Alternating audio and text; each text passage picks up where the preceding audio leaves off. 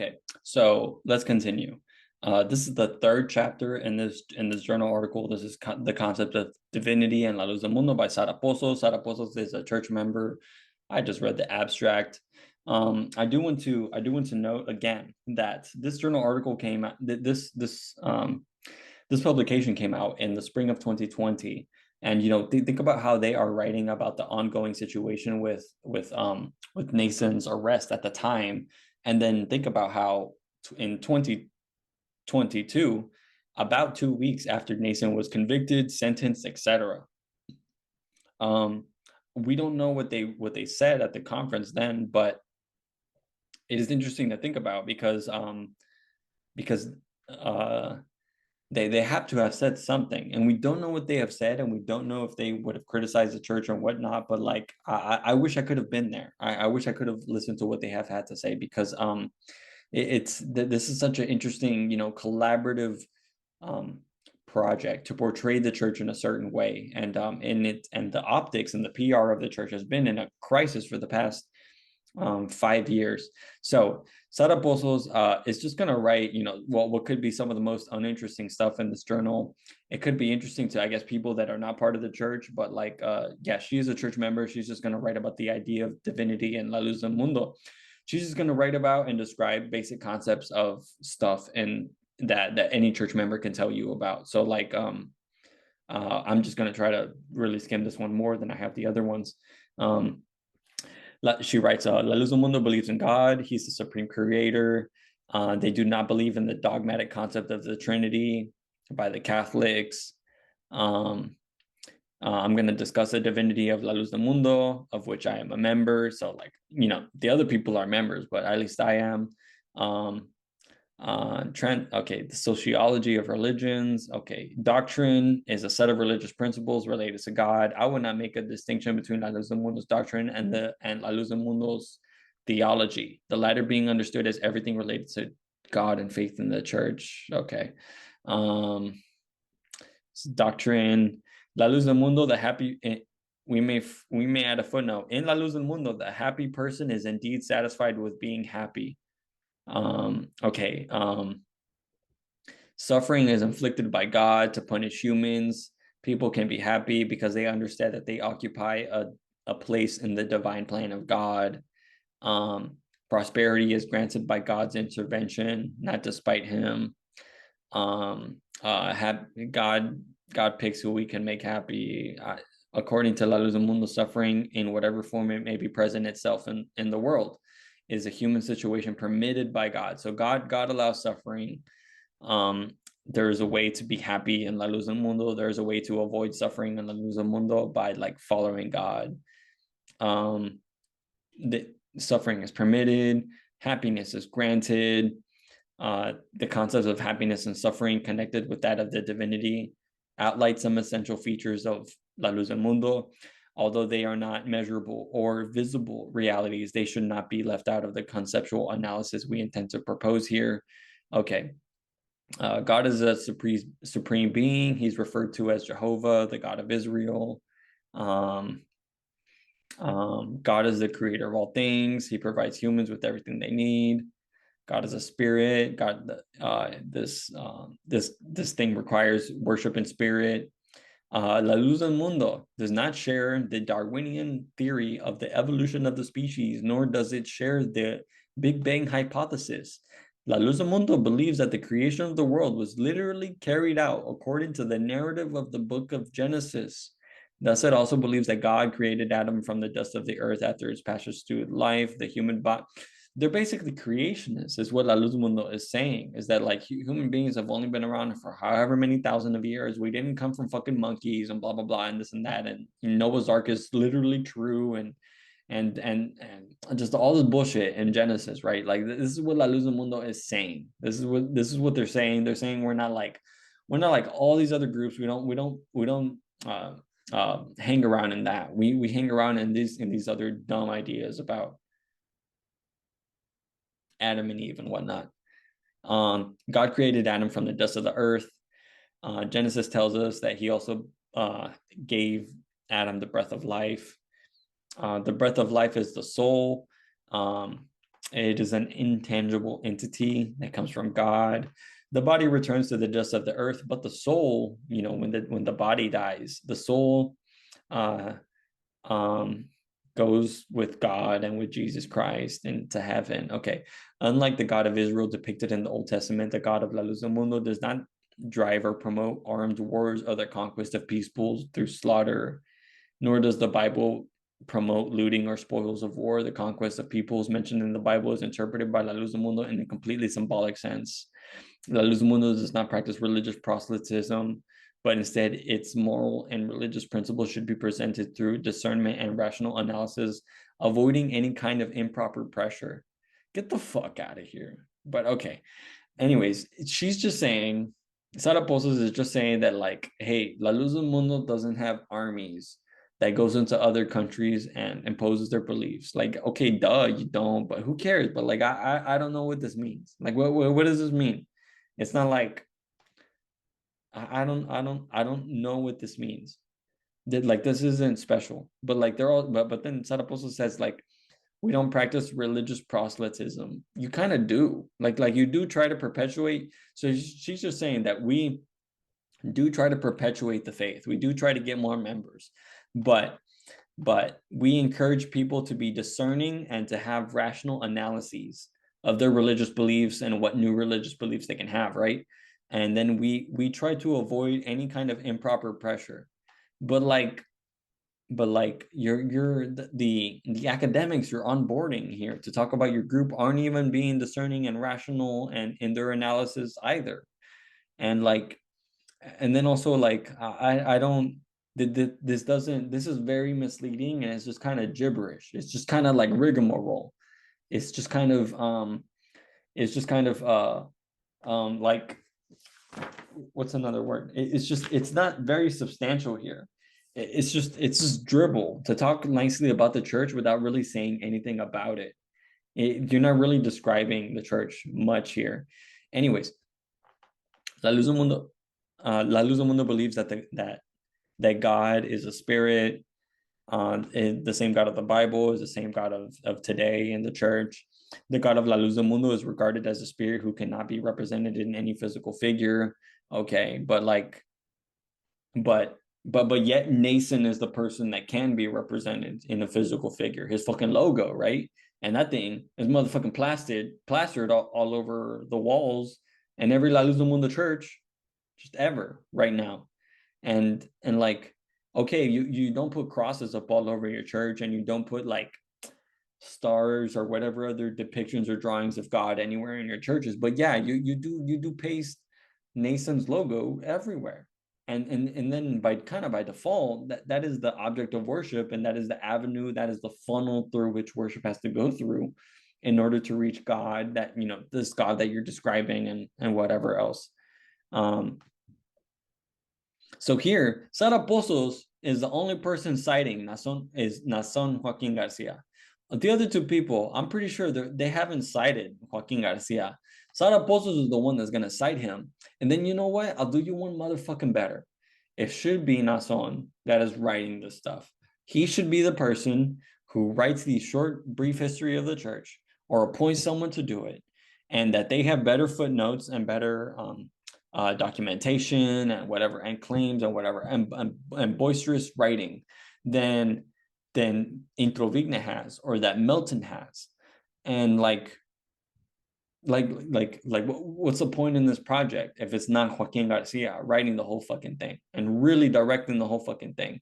Instead, here you have people like Sara Pozos and whoever else collaborating with these people outside of the church to make to launder the church's legitimacy, to make it seem real, not make it seem real, but make it seem new, but also different, but also not too different, not too weird, but also like growing, etc. And like, I don't know, it's just strange that, like, again, Nason Joaquin Garcia is basically not doing anything else, but he could be doing this. He could be participating here.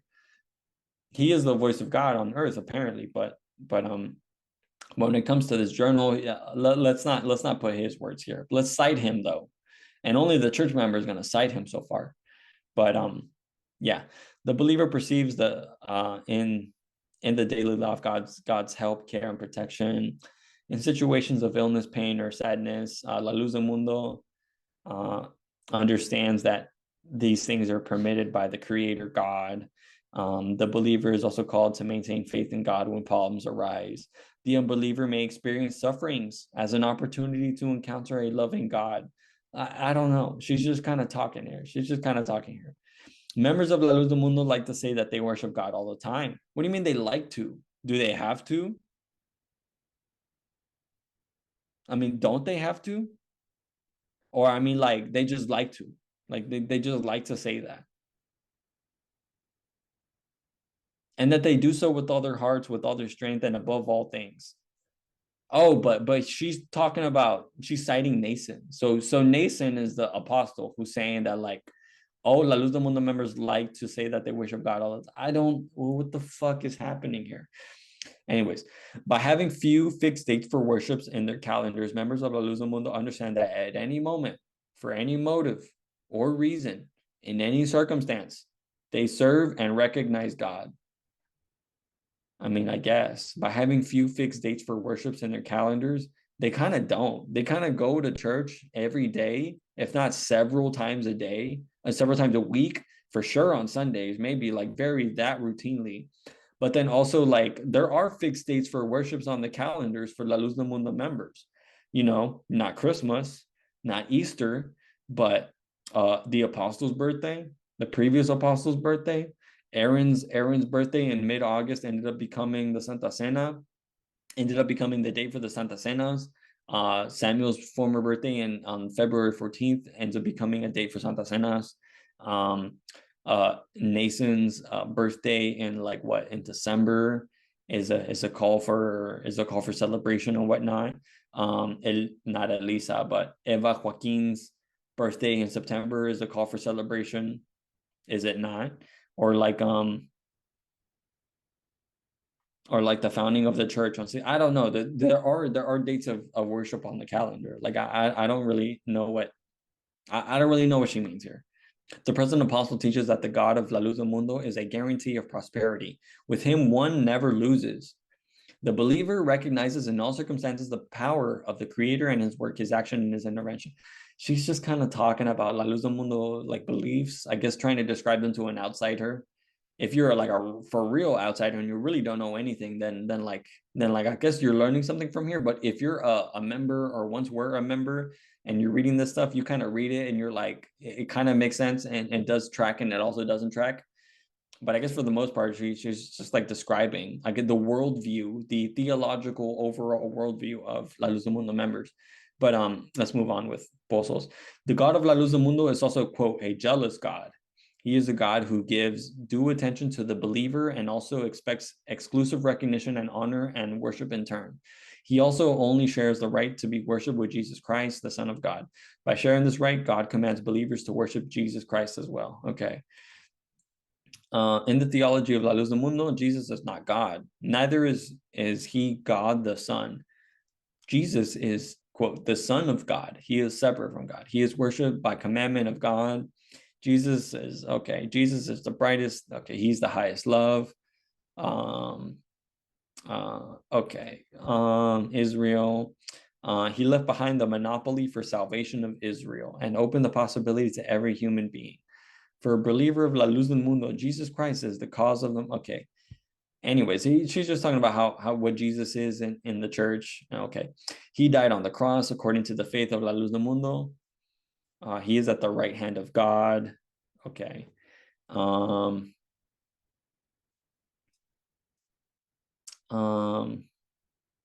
The apostle within La Luz del Mundo is a person that worships Jesus, adores him, serves Jesus. The apostle is understood to be the church's advocate before God. Church members learn that Jesus Christ is the reason and life of believers, and that Jesus sacrificed for human. Okay, whatever. Divinity is the most sacred reality recognized by La Luz del Mundo. Okay. Here I apply the concept of sacred things. Okay, whatever. She's just talking about like divinity is an intangible yet undeniable reality. Okay, religion does not disappear in a secularized world. although it may move into the sphere of private life.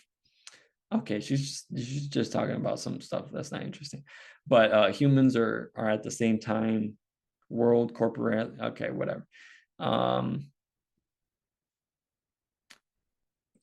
Transcendental sociology is relevant to interpret the relationship of La Luz del Mundo maintains with God and Jesus Christ. In the world of faith of La Luz del Mundo, Wilber's three conceptual categories of embodiment, consciousness, and transcendence are manifested and lived every day.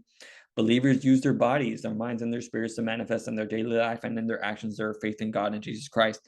God is a cosmovision of La Luz del Mundo believers. Okay. Transcendence beyond this life is at the core of the experience of faith of La Luz del Mundo, of faith of La Luz del Mundo believes. Hold on. Am I having a stroke? Transcendence beyond this life is at the core of the experience and faith of La Luz del Mundo believes. They mean believers. But we're just gonna move on with this hiccup like all the other hiccups in this writing.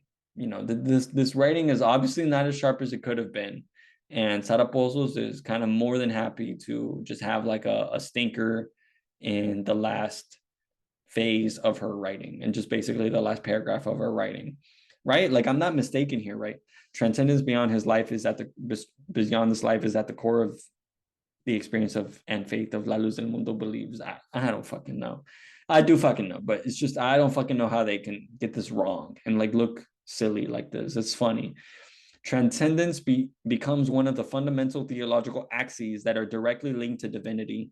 Without Jesus Christ and his sacrifice, there is no chance of salvation for the believer, nor could we have been saved without God's plan for humanity. The notions of God and Jesus Christ of La Luz del Mundo have a central place in its doctrine and theology. However, in order to fully understand La Luz del Mundo and other themes in order to fully understand the church, other themes should be examined in future studies, including life after death and how God chooses his representatives and speaks through revelation. That is kind of covered in the previous things, but like, okay. Here, further studies would find great and substantial differences between La Luz del Mundo and other faiths. Okay, certainly there are substantial differences between La Luz del Mundo and other faiths. Like I'm not gonna argue that, and in fact I can write all day long about how La Luz del Mundo is different from Catholicism in Mexico, Jehovah's Witnesses in Mexico, the Mormons in Mexico, and then in the U.S. compared to all the other groups in the U.S. and how it's La Luz del Mundo is certainly different, substantial in different ways from different religions, close to it or not close to it. In Mexico, in the U.S., anywhere in the world, but also, but it's also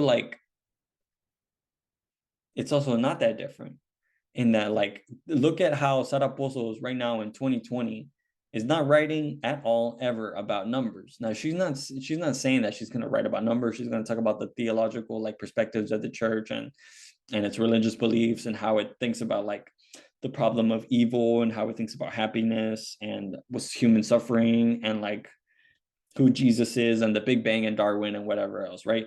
So she sort of like gives the shape of the church theologically in a certain way, and is not talking, doesn't say that she's going to talk about numbers, but she could be talking about numbers, but she's not. And you know what? If she were, her numbers would be drastically different and maybe even wrong and in contrast and in combat with the numbers that other people could say and have said in the past. That they have said previously here, but then that they have maybe said in other places. I'm thinking of Introvigna right here, but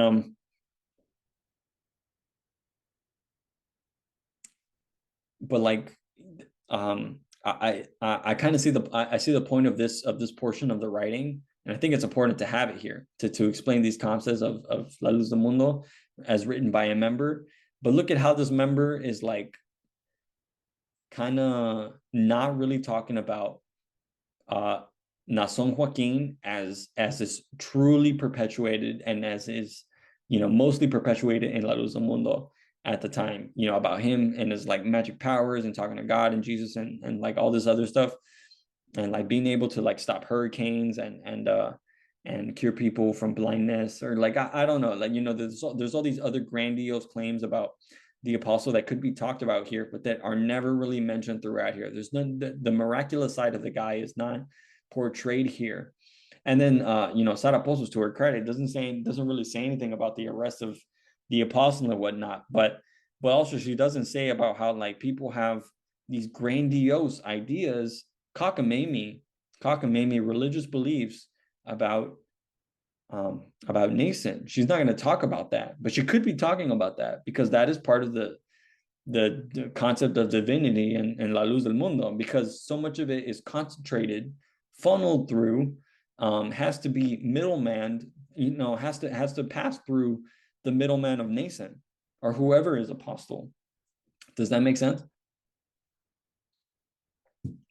Like she's going to talk about that to us in a certain way, but she's not going to talk about it in such a way that it can lead people to read this and then think and then just go a few steps further and think like, oh, okay, here's how power is centralized and here's how it can be abused, and how if I go read the reports from prosecutors or like the writings of Isaías Alvarado, then like, oh yeah, I can connect the dots and make those things. That they're gonna write about the apostle and the theology and whatever else in a certain way, but they're not gonna write it in such a way that it will lead you to go read the other harsh things that are out there about the church, which could only exist if this theology was the way that it was.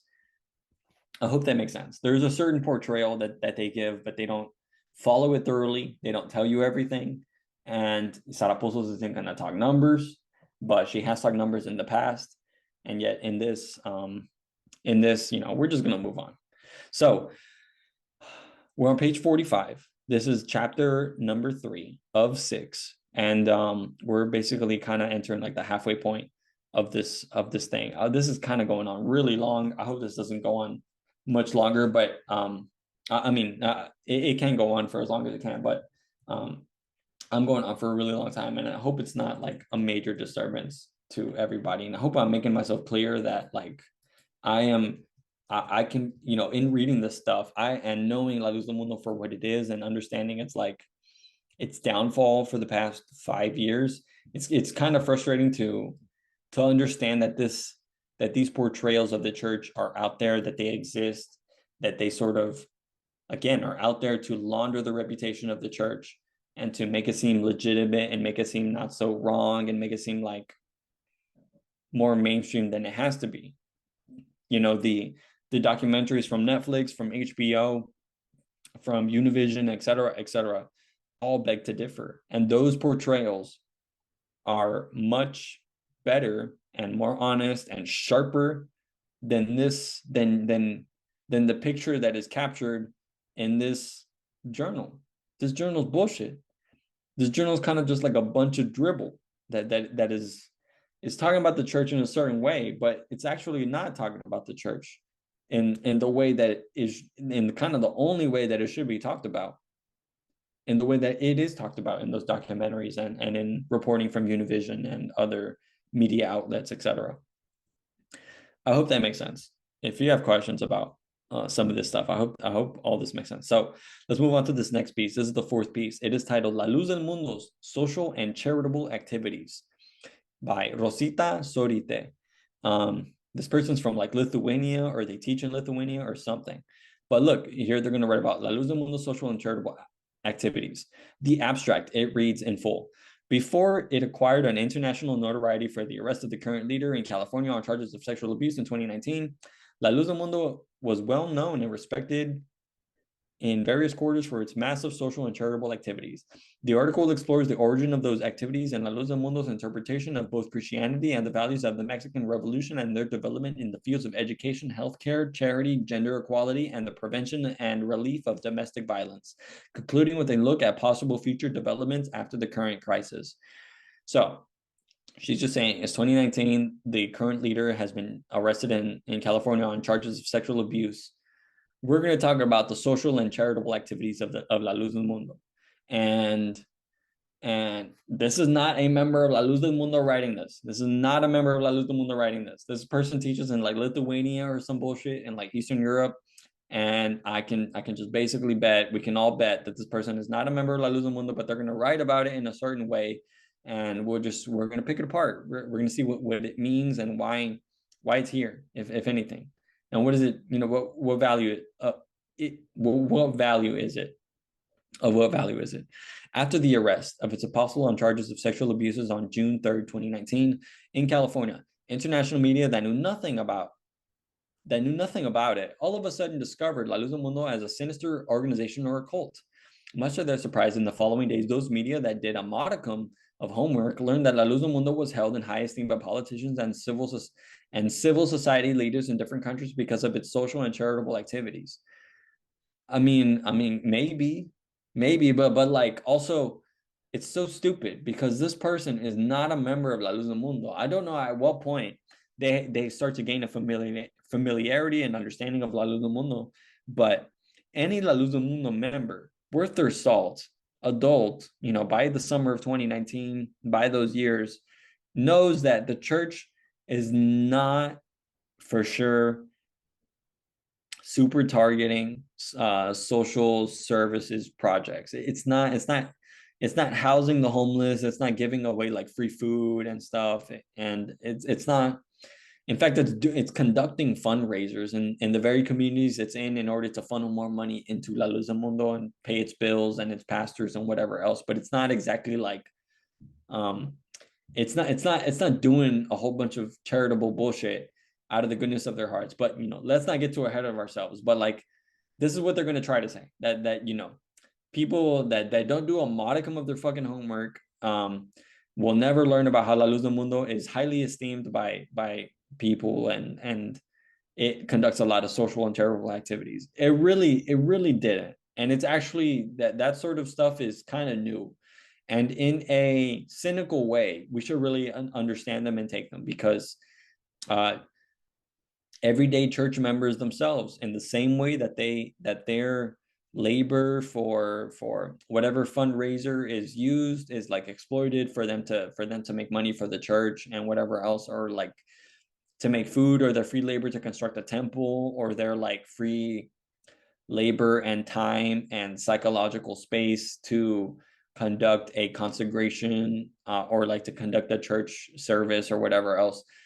All that stuff that the church demands and whatever else, that is all to serve the perpetuation of the church. And it does take advantage of people's time,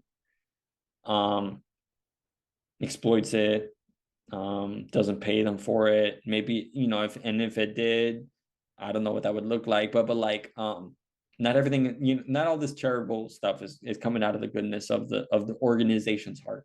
For sure, the goodness can come out of the individual hearts of a group of members, of a particular member, or anything like that. But like, for the most part, I know La Luz del Mundo is not housing homeless people, bringing them in and like trying to proselytize to them and be respectful to them while also providing them shelter. They're not doing that. And in the same way as like, we can look at that temple from Houston and see that white building next to it, that building's unhoused.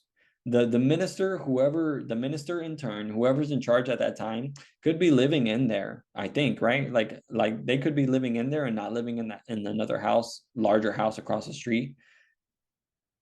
But I don't know. And then also think about like the car collection of the Joaquin family in Silver Wolf Ranch in Texas, or think about like all the other ranches that the Joaquins own everywhere, or like all the residential private properties that the Joaquins and their networks own, that are not places that are like in shopping malls that could maybe become churches, places of gathering.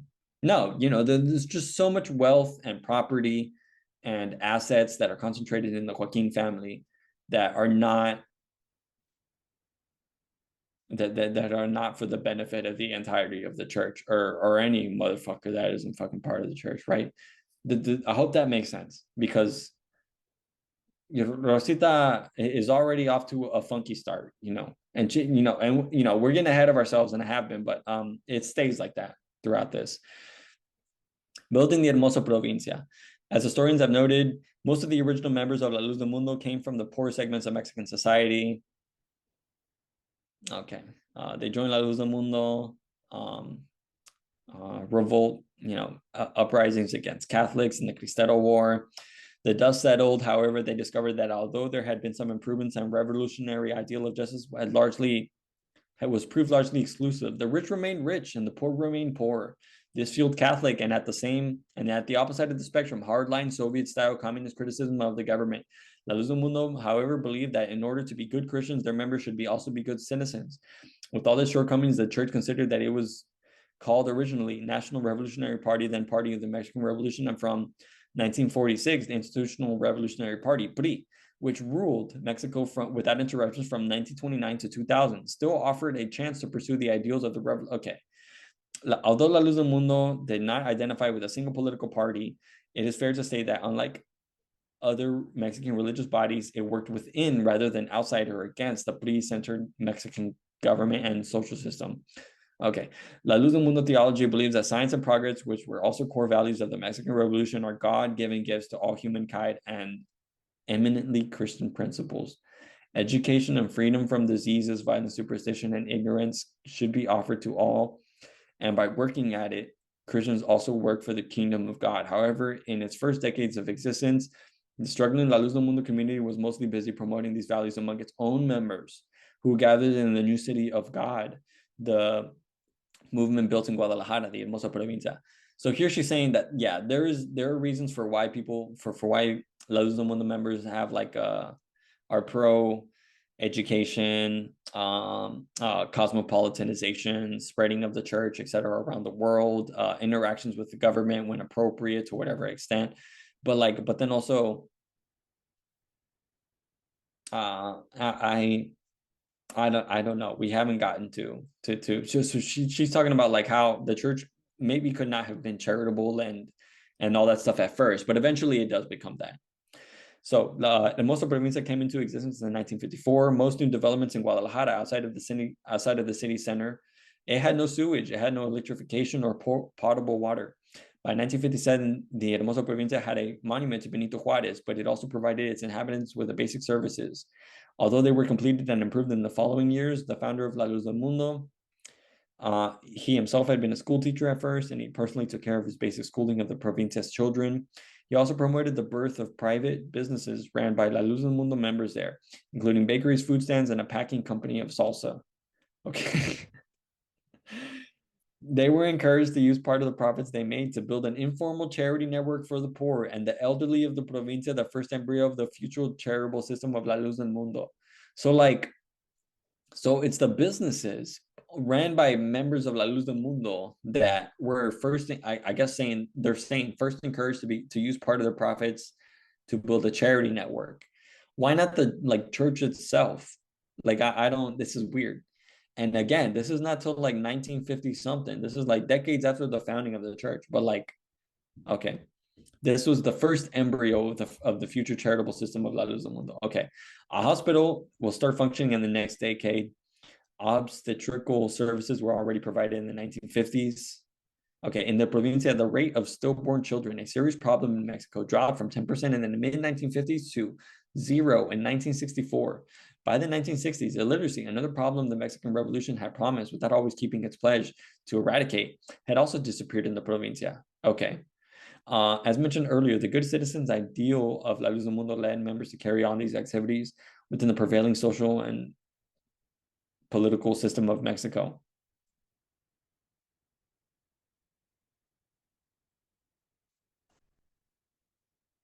Okay. Aaron told people to support certain political movements, Liga. Okay. Apostle Samuel, who succeeded his father in 1964, completed the process of creating stable social institutions in the provincia. Samuel was especially passionate about promoting one of the La Luz del Mundo's key values, education. The first establishments for primary education in the provincia were created by the apostolate of Aaron, but the following chronology shows the substantial impulse given by Samuel to educational institutions there. 1976, the construction of a new building for the primary public school Benito Juarez was started. This is over 2 decades after the founding of Hermosa Provincia, I guess. A junior high school in 1976. Hermoso Provincia was started operating in a building known as Albergue Mexico. 1977, a junior high school. Hermoso Provincia 1 moved to its own building. 1979, the kindergarten in Hermoso Provincia 1 was founded. 1983, a second kindergarten, number 2, started functioning in the Betel. 1987, another junior high school, Hermoso Provincia 2. Okay. 1990, the first high school, preparatoria, in the area was inaugurated. 1992, a third junior high school, Hermoso Provincia 3, was inaugurated in the Colonia Aron Joaquin. 1993, Recab de Mexico was established as an umbrella organization supervising all the educational institutions of the Hermoso Provincia. The universities, okay, 2003, Saman University of Jalisco was inaugurated, which is where Sara Pozos apparently teaches or went to or something like that. I don't know. But like, I don't know. This is just like a timeline of little schools from like the past, only, only going to like the late 1970s and then up to the present day. But I don't really know what we learn here. This doesn't go deep into the past. It's kind of like what I'm saying. 2005, an equivalency high school for workers or adults seeking to complete their scholarly career. 2009, IEHI started offering courses for secondary education diploma with technological orientation. 2012, a new school building was inaugurated in the Colonia Betel, currently hosting the junior high school at Hermoso Provincia 2. 2012, Saman University of Jalisco created a new campus in Tijuana. I mean, okay, like I don't know. Like these are just kind of like some schools, but is this like the charity? We haven't really gotten to the charity stuff. We got into the education stuff, but also not really. But then also like there's also like another layer of not really, in that it's not La Luz del Mundo members writing this history. It's not La Luz del Mundo members, populating the feature list of this journal issue, because instead it's one La Luz del Mundo member, Sara Pozos, who whatever, credible and reliable and useful to whatever extent. But then it's also these other people who are not La Luz del Mundo members who are going to write about it, its history, et cetera, et cetera, et cetera.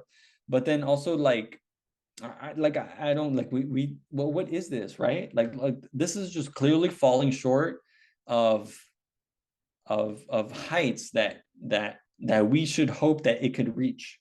I hope that makes sense. Under Apostle Nathan, he succeeded Samuel in 2014. A significant development took place. Okay, secular education. It is important to note today that between 80 and 85% of the students in the global IEHS system at Saman University are not members of La Luz del Mundo. Okay, but I don't know. Like, who cares? What does that mean? What does that mean? Health services, the Hospital Siloé. Apostle Samuel also organized the various activities of La Luz del Mundo into departments known as ministries, known as the Ministry of Health and Welfare. Apostle Aaron has started building a health institution later known as Instituto Fraternal Maestro Aron Joaquin in the Hermosa Provincia, Calle Esteban a la Torre, but it was not completed at the time of his death in 1964. Apostle Samuel continued its construction and inaugurated it in April 6, 1965. However, he had more ambitious projects for the health services offered by La Luz del Mundo and dreamed of building a state-of-the-art hospital. But like, the hospital doesn't start until February 1987. The project for the was started in 1987, and the institution was inaugurated in 2001. It was named after Jerusalem's pool of Siloam, where Jesus, according to John 9, sent the man born blind to wash his eyes. After he had spread mud over them, the blind man went to Siloam, washed his eyes, and he was healed. Okay, Siloé. Look, we're talking about a hospital, and we'll see what we can. We'll see everything that is said in totality once I decide. But like it's but like we're talking about a hospital like many decades after the founding of the church, several decades after the Hermoso Provincia is started and whatnot. And, the hospital comes around eventually, but anyways, let's go on. Siloé became a fully structured hospital with several divisions and an administrative council presiding over 4 departments: medical, building and projects, planning and quality control, and administration. Quite appropriately, for an institution named after the story of healing a blind man in the gospel, it was later supplemented by a cutting-edge institute of ophthalmology named after Apostle Samuel himself. The institute is specialized in the prevention and cure of glaucoma and cataract, which are widespread problems in the region. Siloé also includes an accredited college, the Instituto Siloé Jalisciense of Ciencias de la Salud, offering a license of optometry as well as professional certificates of nurses and paramedics. And here is where it is kind of good that a member of La Luz del Mundo is not writing this fucking article, because if they were, it might pop up in their heads that actually the entire department of ophthalmology within the Hospital Siloé could be run by Nathan himself or Samuel himself, whoever the apostle in turn is, because whoever the apostle in turn is, a writer, a believer of La Luz del Mundo, and that would be writing this thing, would, might recognize that actually these dudes have magic powers. Why do they have church members over here, reading textbooks and appointments and going through certificates and schooling and years of schooling and layers of schooling and shadowing and all this other bullshit? Why not just install Nathan at the fucking hospital, tapping people on the forehead left and right and curing them of their glaucoma, cataracts, blindness, etc., etc., etc.? A member of La Luz del Mundo would have the idea that these guys have the magic powers and whatnot and all that bullshit, but they actually don't, and they actually do have to rely on science. And okay, hey, here at this hospital, clearly running and benefiting off of the advents of science over the past century and beyond, and so on and so on. This, hey, we're not gonna get in line with Darwinian theory of evolution, but hey, when it comes to this, we accept this science insofar as it cures people's glaucoma and cataracts, which we actually believe that the Apostle Samuel can do that. He just doesn't do that and is advised by God not to do that, because he is here to save people's souls and not to save their bodies and whatever. I hope that makes sense, because when you read this, and again, like I've just been saying the entire time, when you read this, you can, any person worth their salt should be seeing these weird contradictions here, these weird descriptions of the church as it tries to exist but doesn't exist in that way at all. And I've been to Siloé, and I've probably even had like an appointment there. I can't even exactly like pick, the picture. I can't picture myself there, but I can't really say much more there, but I do know the place. I've been there. I've walked there many times. I could draw it. I could draw it if you wanted me to, but it's interesting, for ex-members to think about this and think about what function this sort of institution serves within the property, the panopticon of La Luz del Mundo, and within and what that means and how it's tied to the apostles and their authority and whatever else. Because again, this is a person who doesn't believe in the divinity of the apostle and whatnot. And that person's not gonna call, Nathan's not gonna write Rosita Šorytė in the book of life and whatever other stuff. But I don't know. Here we have this writing. So here, Rosita goes on. My visit to the Siloé Hospital in 2019 evidenced 3 points that are typical of La Luz del Mundo's mature approach to social activities in general. First, La Luz del Mundo believes in science and is critical of other religious organizations that maintain anti-scientific prejudices. The hospital is proud of its high quality and advanced services. Okay, hold on. La Luz del Mundo believes in science and is critical of other religious organizations that maintain anti-scientific prejudices. Excuse me, but La Luz del Mundo is not special in its embrace of science and medicine and the advents of modern medicine and whatever else, as is manifested through the Hospital Siloé, where they're curing cataracts and glaucoma and whatever else. La Luz del Mundo is not that special. Like what do you mean you're critical of other organizations that do that? Because like if anything, you would be I would say the church would be exceptional if it believed or like accepted or somehow integrated, digested through one way or another Darwinian evolution, Darwinian theory of evolution or the Big Bang hypothesis. In fact, groups that take that in and digest it to some extent, I would say that is what is exceptional. But here, Rosita is going to say that La Luz del Mundo is exceptional for believing in science and being critical of other religious organizations that maintain anti-scientific prejudices. La Luz del Mundo can be anti-scientific itself, quite that for real. And like I don't know, like what does this mean? I don't know what the sentence means, really. I don't know. I understand what it's trying to do, but no, it's actually not doing anything. It's actually detrimental. Let's move on. The hospital is proud of its high quality and advanced services. At the same time, Apostle Samuel believed that too many hospitals lack the human touch that is also needed to make the patients comfortable. What the fuck does that mean? Of course, every hospital founder is gonna want to I don't know if they want to put their own touch on the hospital experience. Like this isn't a hotel. This isn't like the Ritz-Carlton compared to the Motel 8 and different curations of experiences in a space of like a hospital space and the services that they're expected to provide. I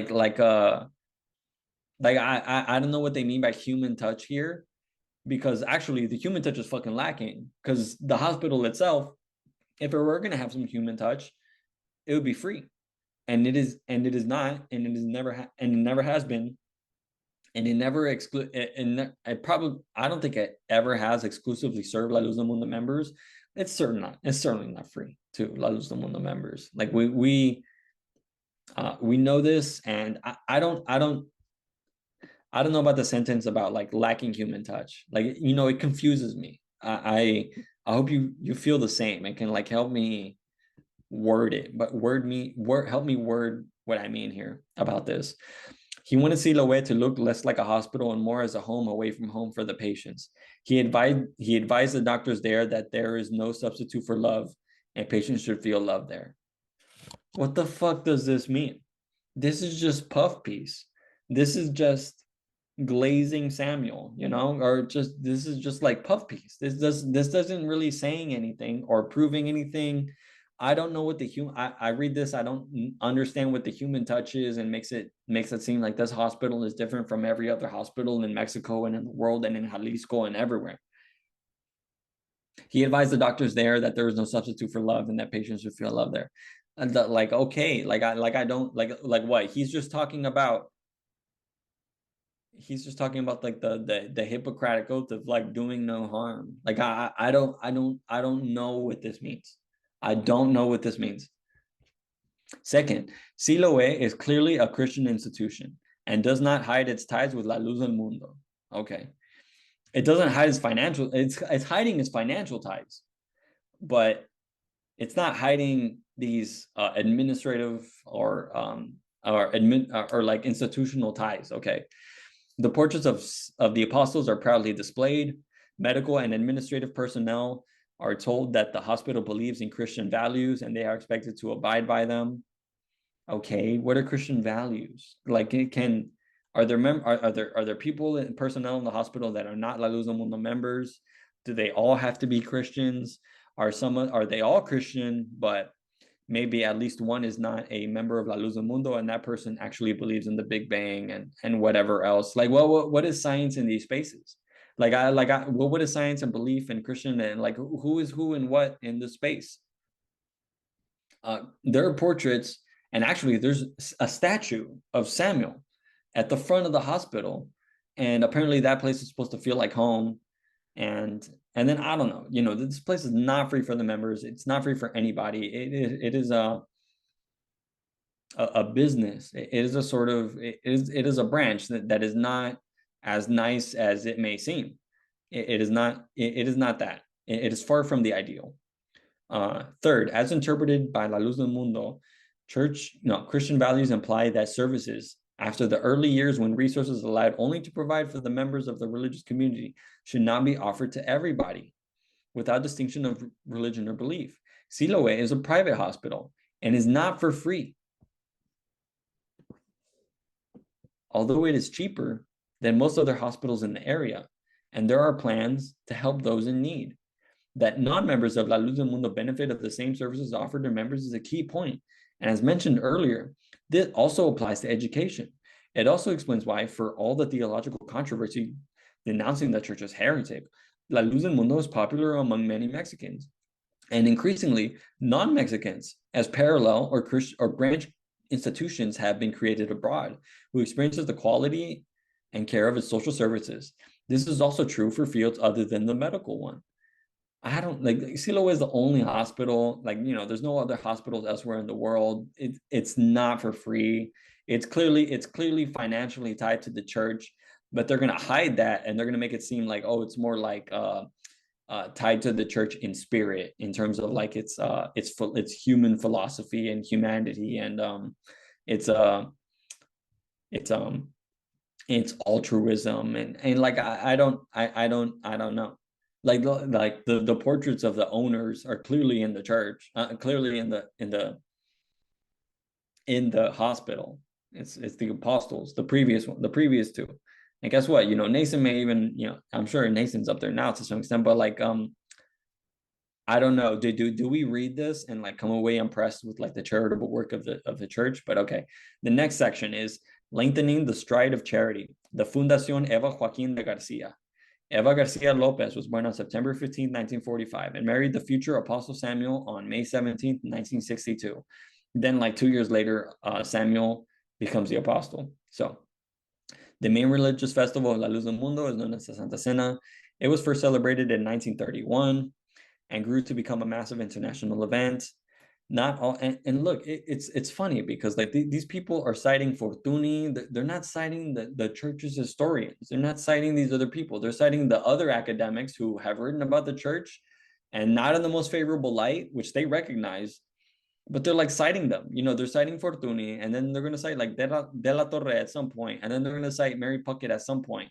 And Mary Puckett, didn't write about the church in the most favorable light as it wanted to. She personally herself has told me about how she approached her project and then how she felt pressure to portray the church in a certain way. Well, I don't know. I get why they are citing these people, but then I also don't get why they are, because they actually could be just hiding these people and saying other stuff. I mean, they just don't get citations in other paragraphs. They could not be given citations in these and just having more like grandiose things to say about the church. Anyways, not all of those that come to Guadalajara for the Santa Cena from all over the world are well off. Many are poor. Eva Garcia conceived the idea of offering at least free meals to them, and on November 8th, 1986, founded for this purpose the group Tabita, named after Tabitha, the Christian woman resurrected by Pete. It's 1986. Bitch, you've been married to the apostle for like over 2 decades. Over 2 decades. And it's not until like you in like 1986 when the Santa Cena has been growing year by year, I would say, and like it's not till then that it occurs to these people to offer free meals, to have some sort of charities, to have some sort of community service. It's weird. So they named the thing Grupo Tabita.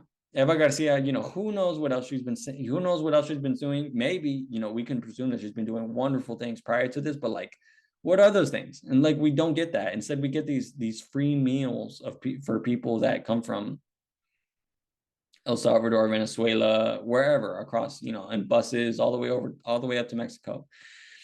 Eva realized that Tabita could not only be active during the Santa Cena or immediately before it. It needed to work all year round to raise funds needed to feed the increasing number of pilgrims in need. Its activities and the number of volunteers kept growing, and on January 9th, 1992, it was recognized as Grupo Elisa. So it was renamed to Grupo Elisa. Okay. In 1999, Grupo Elisa was legally incorporated as the Fundación Elisa. On September 18, 2000, it inaugurated the Casa Hogar Beteste, a nursing home offering spiritual as well as material assistance to the elderly.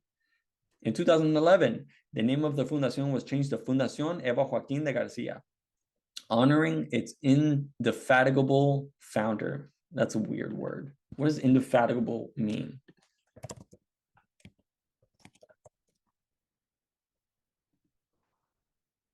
Incapable of being fatigued. Well, this bitch is tired, let me tell you, because the charity work, it kind of trickles in like slowly, and it's changing names, and I don't really understand it. Indefatigable leader. Okay, following a pattern of several La Luz del Mundo social institutions, the foundation expanded in three directions. First, it broadened its activities from feeding those in need, coming for the Santa Cena, to assisting the poor and the elderly all year round. Okay. Second, it grew geographically outside of Guadalajara and then also outside of Mexico. Okay. Third, it became part of the international network of charitable organizations and services, extending its help to non-members of La Luz del Mundo as well, including in different parts of the world in situations of emergency and disaster. We noted a similar expansive pattern when discussing the schools and the hospitals. Critics of La Luz del Mundo have accused its charitable institutions to help undocumented migrants in the United States, but the same assistance is offered by other Christian churches, and La Luz del Mundo, their willingness to help without looking at the religion, ethnicity, or legal status of those in need seem worthy of praise rather than of criticism. Get the fuck out of here. In fact, I feel like it's kind of the opposite. In fact, I feel like, yeah, La Luz del Mundo, a community in the US, not in Mexico, a community of members may be more inclined to help church members that are new, that come from outside of the country, etc. But like any La Luz del Mundo member worth their salt knows that the church is not at all. It is not a priority of the church to do charitable work that is for free, that is done by its everyday members. And you know, maybe there can be a focus on this, but it is, if there is a focus, it is new, and it is clearly with the intention of like laundering and cleaning up the reputation of the church at the local level and at the grander scale. Because again, the fucking leader is arrested in California for like the next decade on horrific crimes that surely put him in intense danger by basically everyone in the system of incarceration that he's in. But like, I don't know, this like charitable stuff has never been a priority for the church. And as this person like recognizes, it wasn't a priority when the charity began. Like, did the charity began in like 1986 or like the 1980s? If so, it could have began earlier.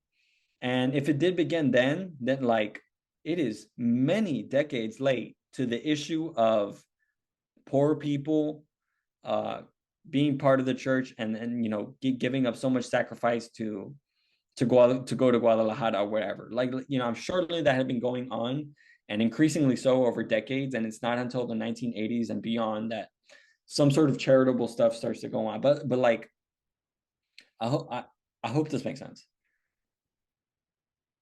I hope this makes sense. You know, my overall point is, don't be impressed by this. Don't be impressed by this and how the church may seem, you know, nice and pristine and growing, and like it's the fucking, like it's just it's not, it barely does anything.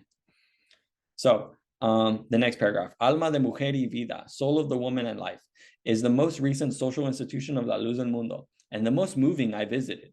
It also offers a window on how La Luz del Mundo answers certain forms of criticism. Okay, La Luz del Mundo women are immediately recognized for the long skirts and the veil that they keep on during religious services, where they seat separately from men. Outside observers and the first scholars who studied La Luz del Mundo suspected that these external signs were the mark of a patriarchal culture discriminating against women. The church representing these comments as offensive, as it sincerely believed that to have contributed significantly to the improvement of the condition of women through healthcare and education. But like, no, yeah, duh, they are very clear external and internal markers of patriarchal control and culture in La Luz del Mundo. Like, that has been a staple throughout the church, continues to be so. has changed, I guess, to some extent, but only from like that change didn't come from within. The change comes from without, from external pressures in the church, and from external pressures outside the church. And so let me say that like, no,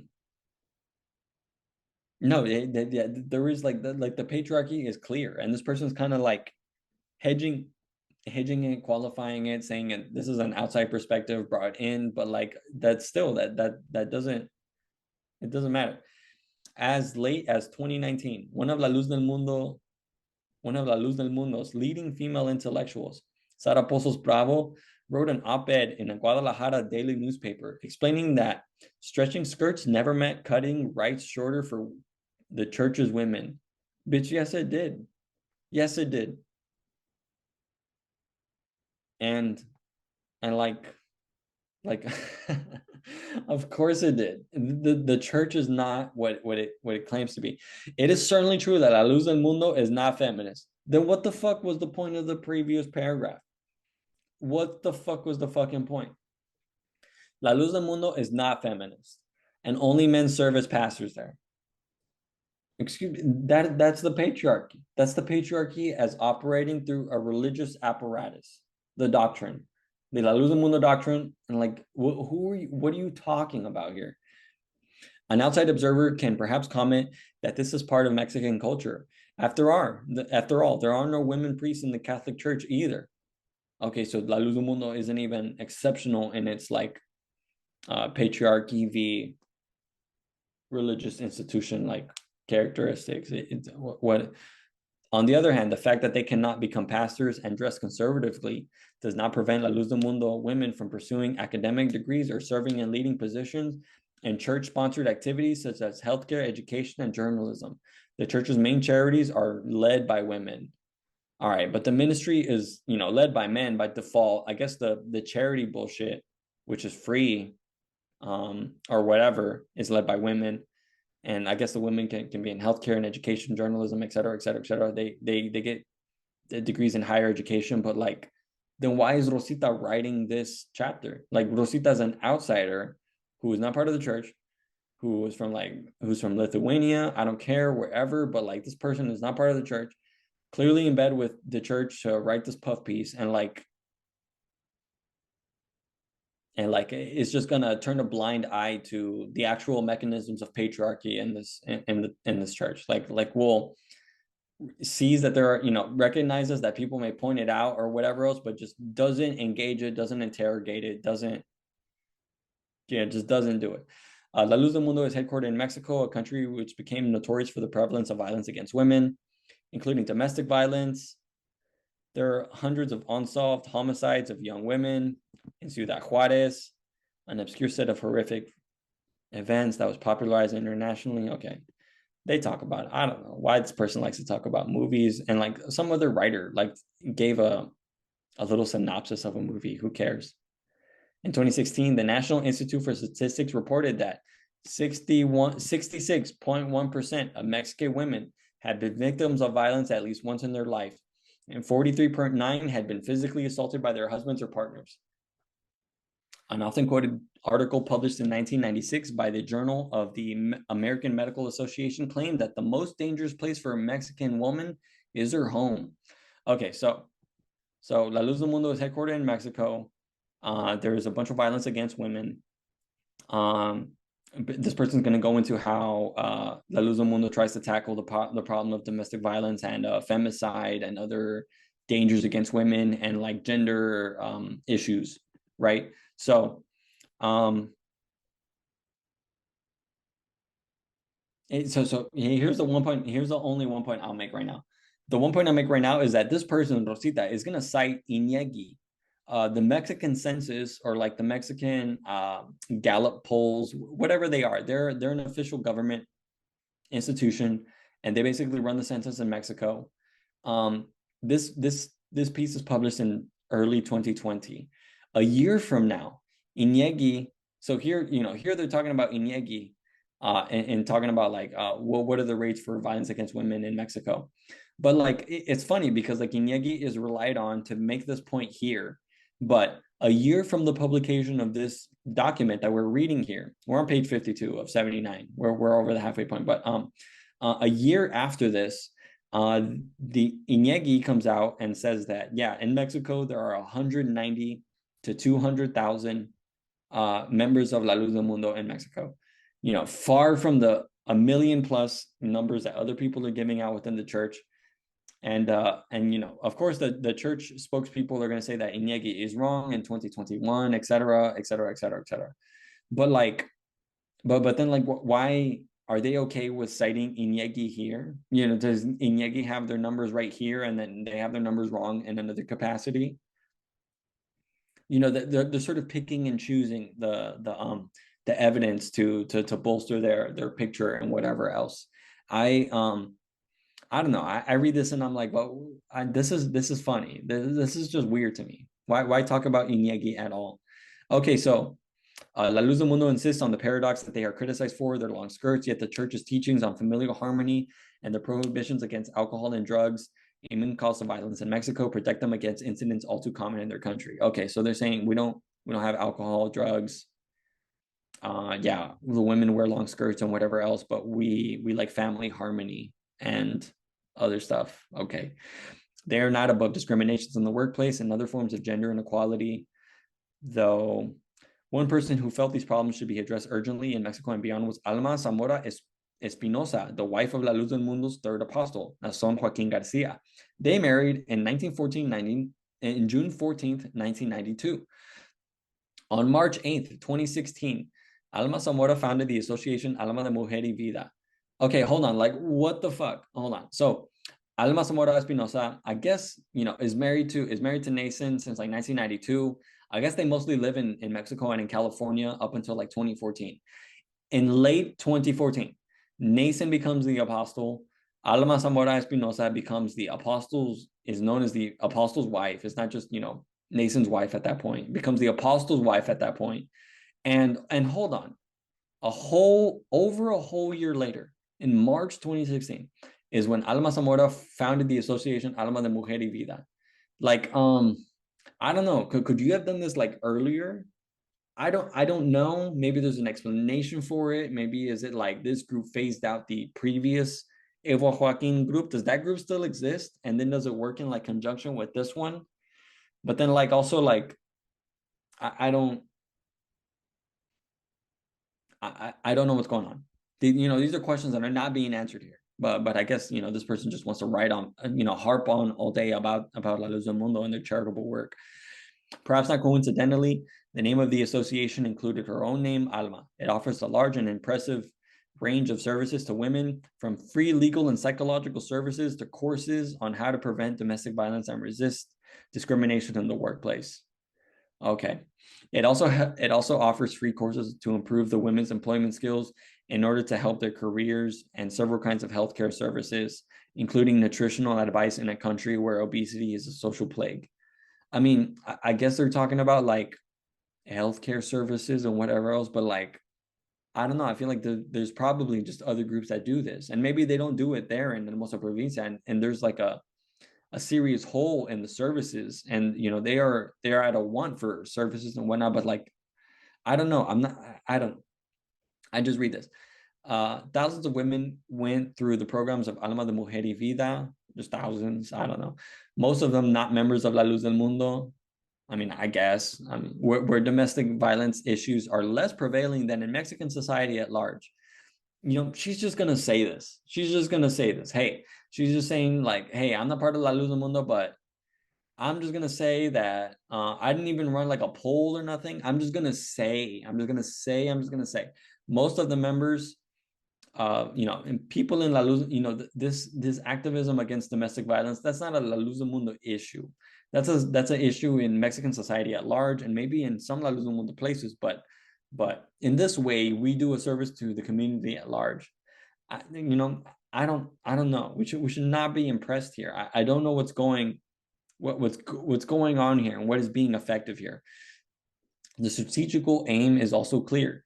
To those who accuse La Luz del Mundo of perpetuating a patriarchal culture, the church answers that, in fact, It operates one of the leading charities in Mexico, promoting gender equality and fighting discrimination and domestic violence. I mean, I guess maybe you can say that, but like, I don't know. Like, I don't know. All this is advanced within the framework of broader interest for human rights.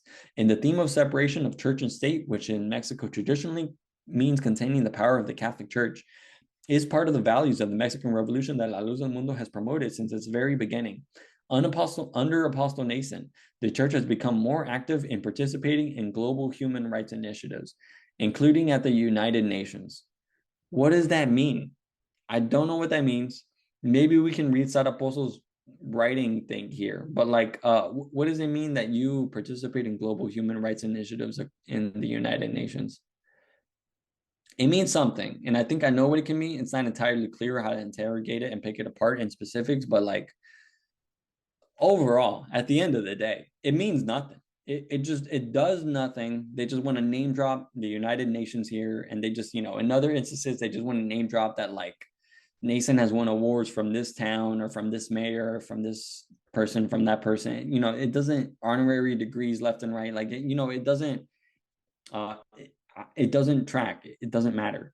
So the conclusion for Rosita: Christians in general believe in the kingdom of God. Okay, blah blah blah. Okay, the Book of Revelation, blah blah blah. Others practice progressive millennialism. They believe that God asked for our cooperation and that the millennium will only come after a certain number of women and men will have prepared it with sincere heart and manifested their love and care for their fellow human beings in need. Okay, whatever. La Luz del Mundo is a progressive group, supposedly. Okay. La Luz del Mundo is a progressive group, and they try to now it tries to build a model Christian society where nobody is left behind or forgotten. Its members do believe in the supernatural, but do not wait for miracles when they felt called to demonstrate their Christian attitude and practice by helping every day those in need. I mean, I wouldn't, okay. During my fieldwork in Mexico, what surprised and deeply moved me was the obvious sincerity, selflessness, purity of heart, and humility of thousands of volunteers performing their daily tasks of the practical greater good of the others. They do not believe that they were doing something exceptional. In fact, needed to be told by me that their commitment to a wide-ranging humanitarian work was simply outstanding.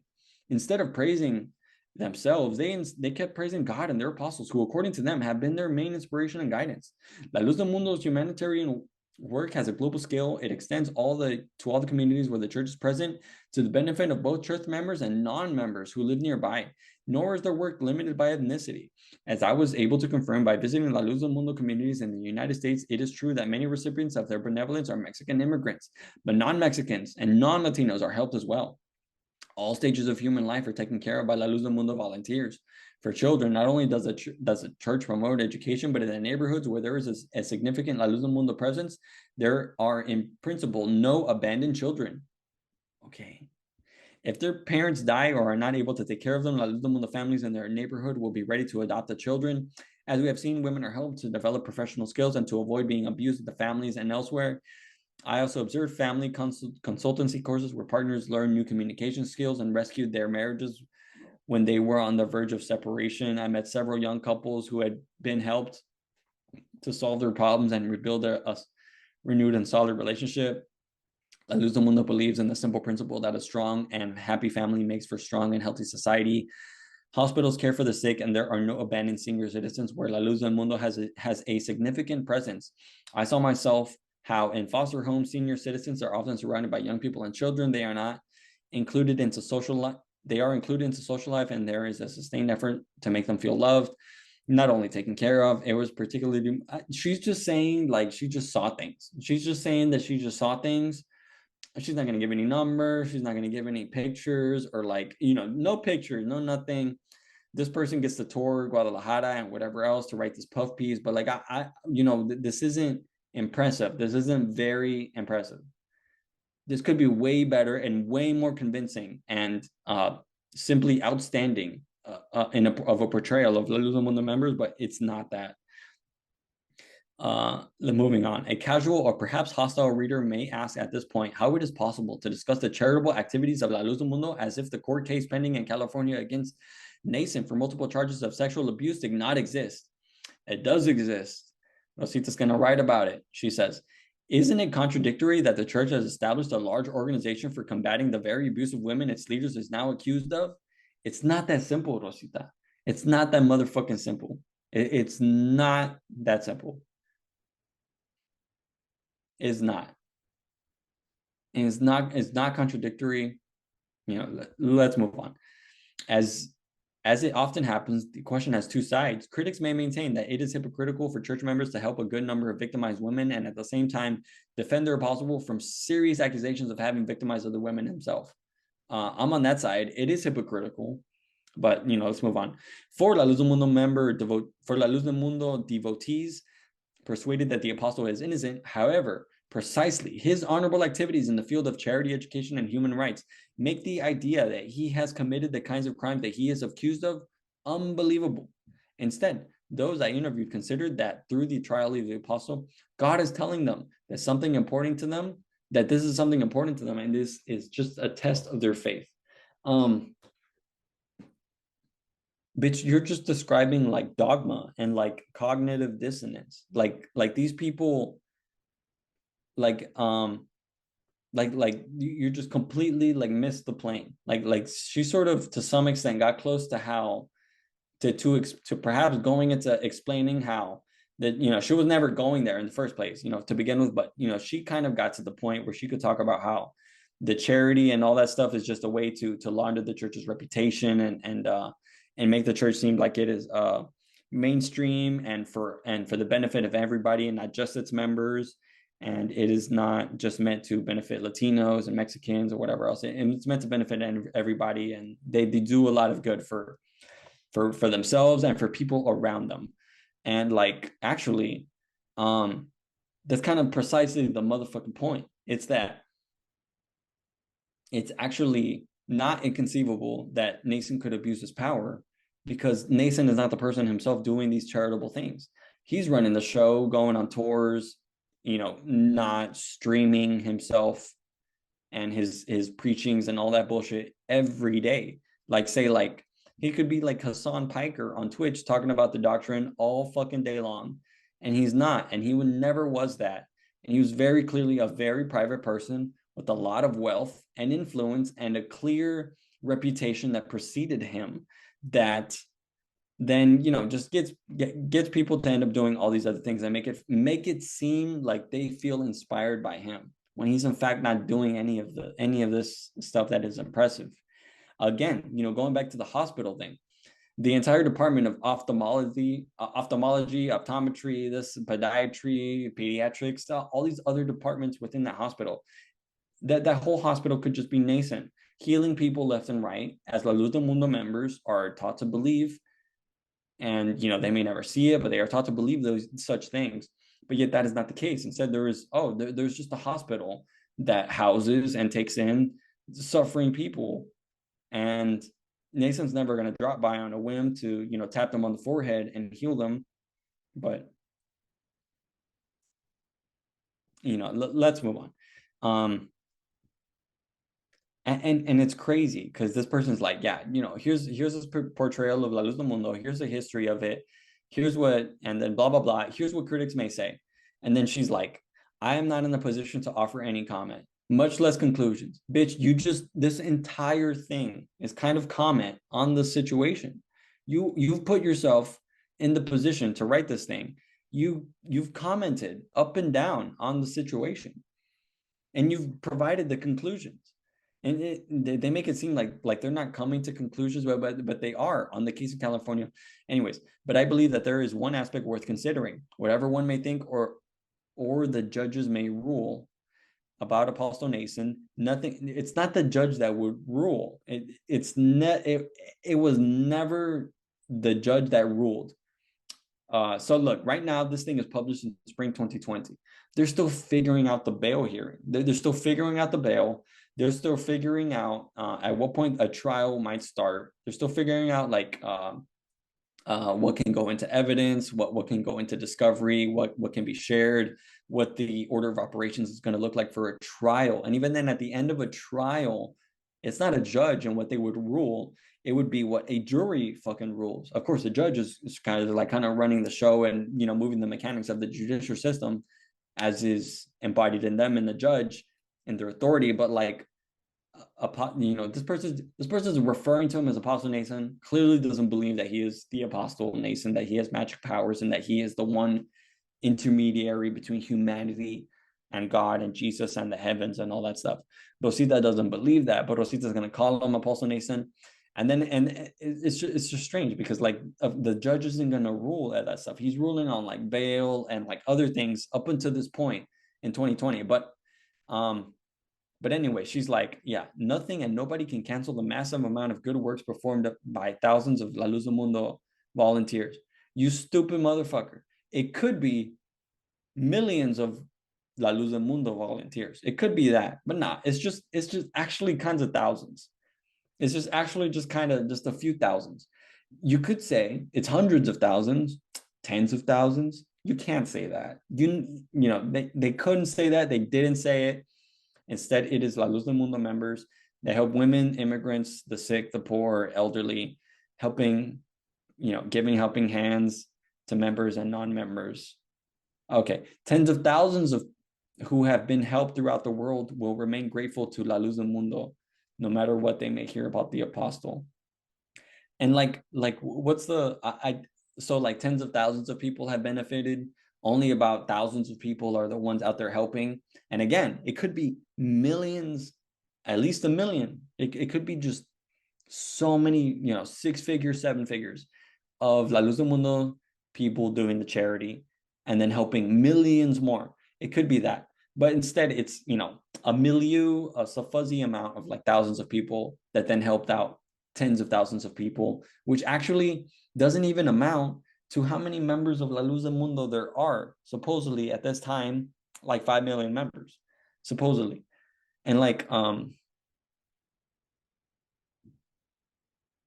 what is it? What is it? What is it? You know, there are functions for this work, but it just fails so badly. And it's just so strange.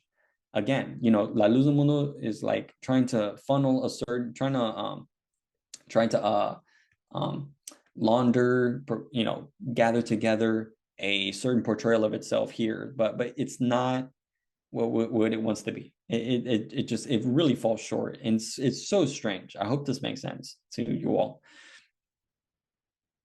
So no matter what they may hear of the apostle, tens of thousands of people have been helped. And you know what? Never mind the recklessness of his crimes and the pain and all that bullshit and you know, needless to say, the family separation and issues and like the schisms and the complete falling out of the bottom of La Luz del Mundo that it has been experiencing for almost a year up to the publication of this.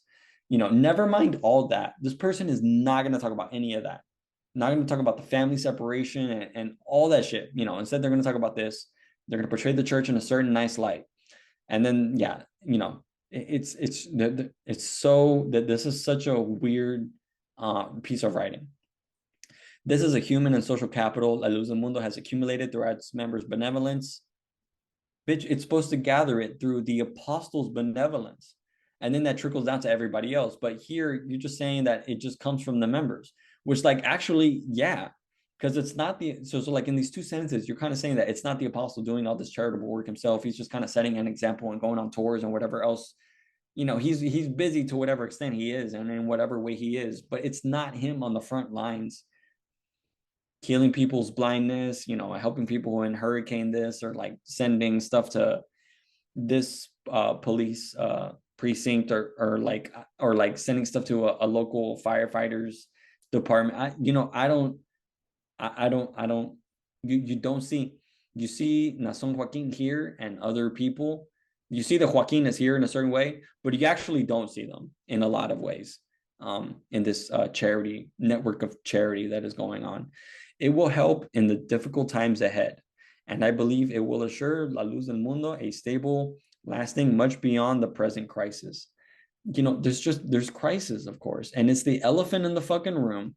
And this thing was printed in spring 2020, and I don't know what Rosita might have said about this piece and about La Luz del Mundo 2 years later, in June 2022, when they have that gathering conference in Quebec City, Canada. But like I don't know what they said there, but like it might have not been too far off from this.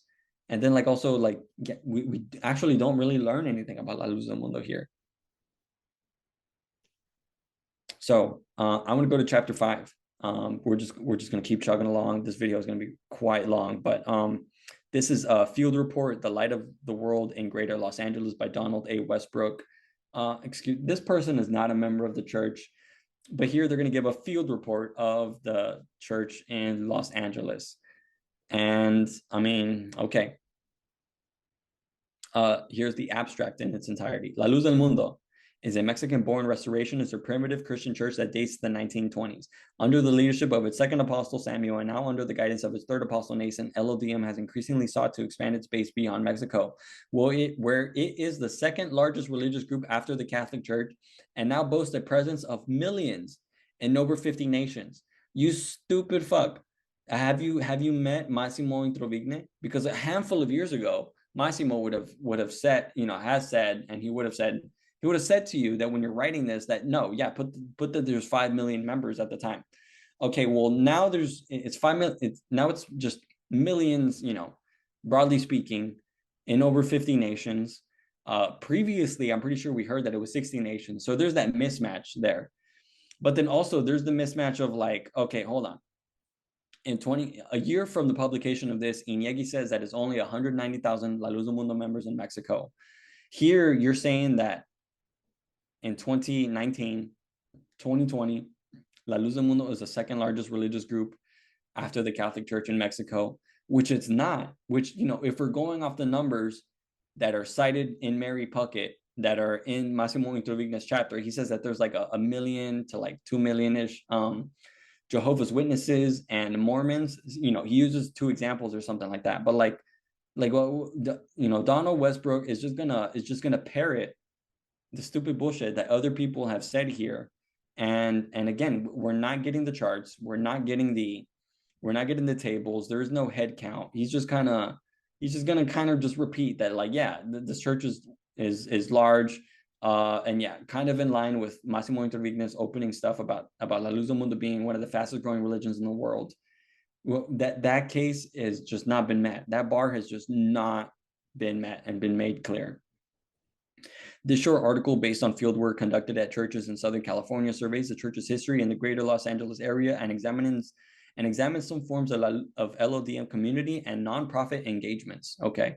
The tight community networks established by La Luz del Mundo members around places of worship have contributed to social improvements, decreased crime, increases in home value, opening of businesses, increased civic participation and recognition from local authorities. Okay. This phenomenon was evident in East Los Angeles, where hundreds of members live in the neighborhood that surrounds the most significant LLDM temple in the region. He's just going to talk about La Luz del Mundo in Los Angeles. Scholars of LLDM have typically approached the group from perspectives of Protestant and Latin American history, and not surprisingly have therefore tended to emphasize the group's similarities to and roots in Pentecostalism. However, there has been little scholarly attention to the ways in which LLDM qualifies as a Mexican-born and globalized new religious movement, NRM. To be fair, its restorationist ideology, which has been explored in the literature, problematizes the label of new religion in much the same way it does for, say, Mormonism, another restorationist tradition with North American origins that has gone global. But like also, like, you can cite Mary Puckett here. Like, you didn't read Mary Puckett, but you could read about it, and I guess you just won't cite it. But then also, like, little that qualifies as Mexican born and globalized. I don't know. I'm not really. I disregard that. Don't disregard that. But like, I'm trying to say something. I haven't worded it yet. In this field report, I offered a short history of LLDM in Southern California, followed by my observations of temples in East Los Angeles, downtown Los Angeles, and Long Beach.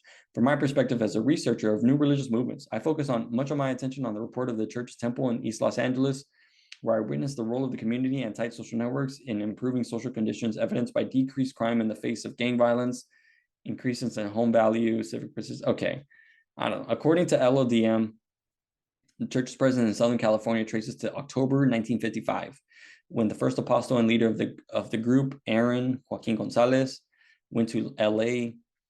He was invited by a Mexican national, Dr. Alfonso Garcia Osorio, who, according to LLDM, convinced the apostle to come to the United States with the promise that the United States that in the United States there was freedom of religion and freedom of speech. There, the apostle Aaron was evidently impressed with the freedom of evangelizing people. Okay, Azusa Street Pentecostalism. LLDM's earliest ecclesiastical presence was a house church located at San Pedro and 87th Street. And indeed, house churches, okay. They relocated. The church continued to expand in the early 1970s. They purchased land at 112 North Arizona Avenue. They built themselves a temple. People live in the surrounding area. They have 1,000 seats and was inaugurated by LLDM's second apostle, Samuel, in 1985. In 2005, Samuel visited the church in Los Angeles and celebrated the 50th anniversary of the church's ministry in the area. Okay. Site trips. During a visit to Southern California, LLDM sites in January 2020, organized by ministers Bifraí, Estrada, and Jack Freeman. I visited temples in East Los Angeles, etc. So like he went, okay. The temples in Long Beach are in some of these pictures. They're smaller in size. They seat approximately 150 to 200 people. They serve Spanish speakers. There's some English translators. They have some churches where there's English exclusive. He doesn't have a number, but hey, that other dude provided a number, J. Gordon Melton, and that number is just like 6 in the country that have that exclusively English. And like, this is the fastest growing religion in the world. Like who is this? What is this for? What is this doing? English-speaking temples include Redlands, California, Houston, Texas, among a handful of others.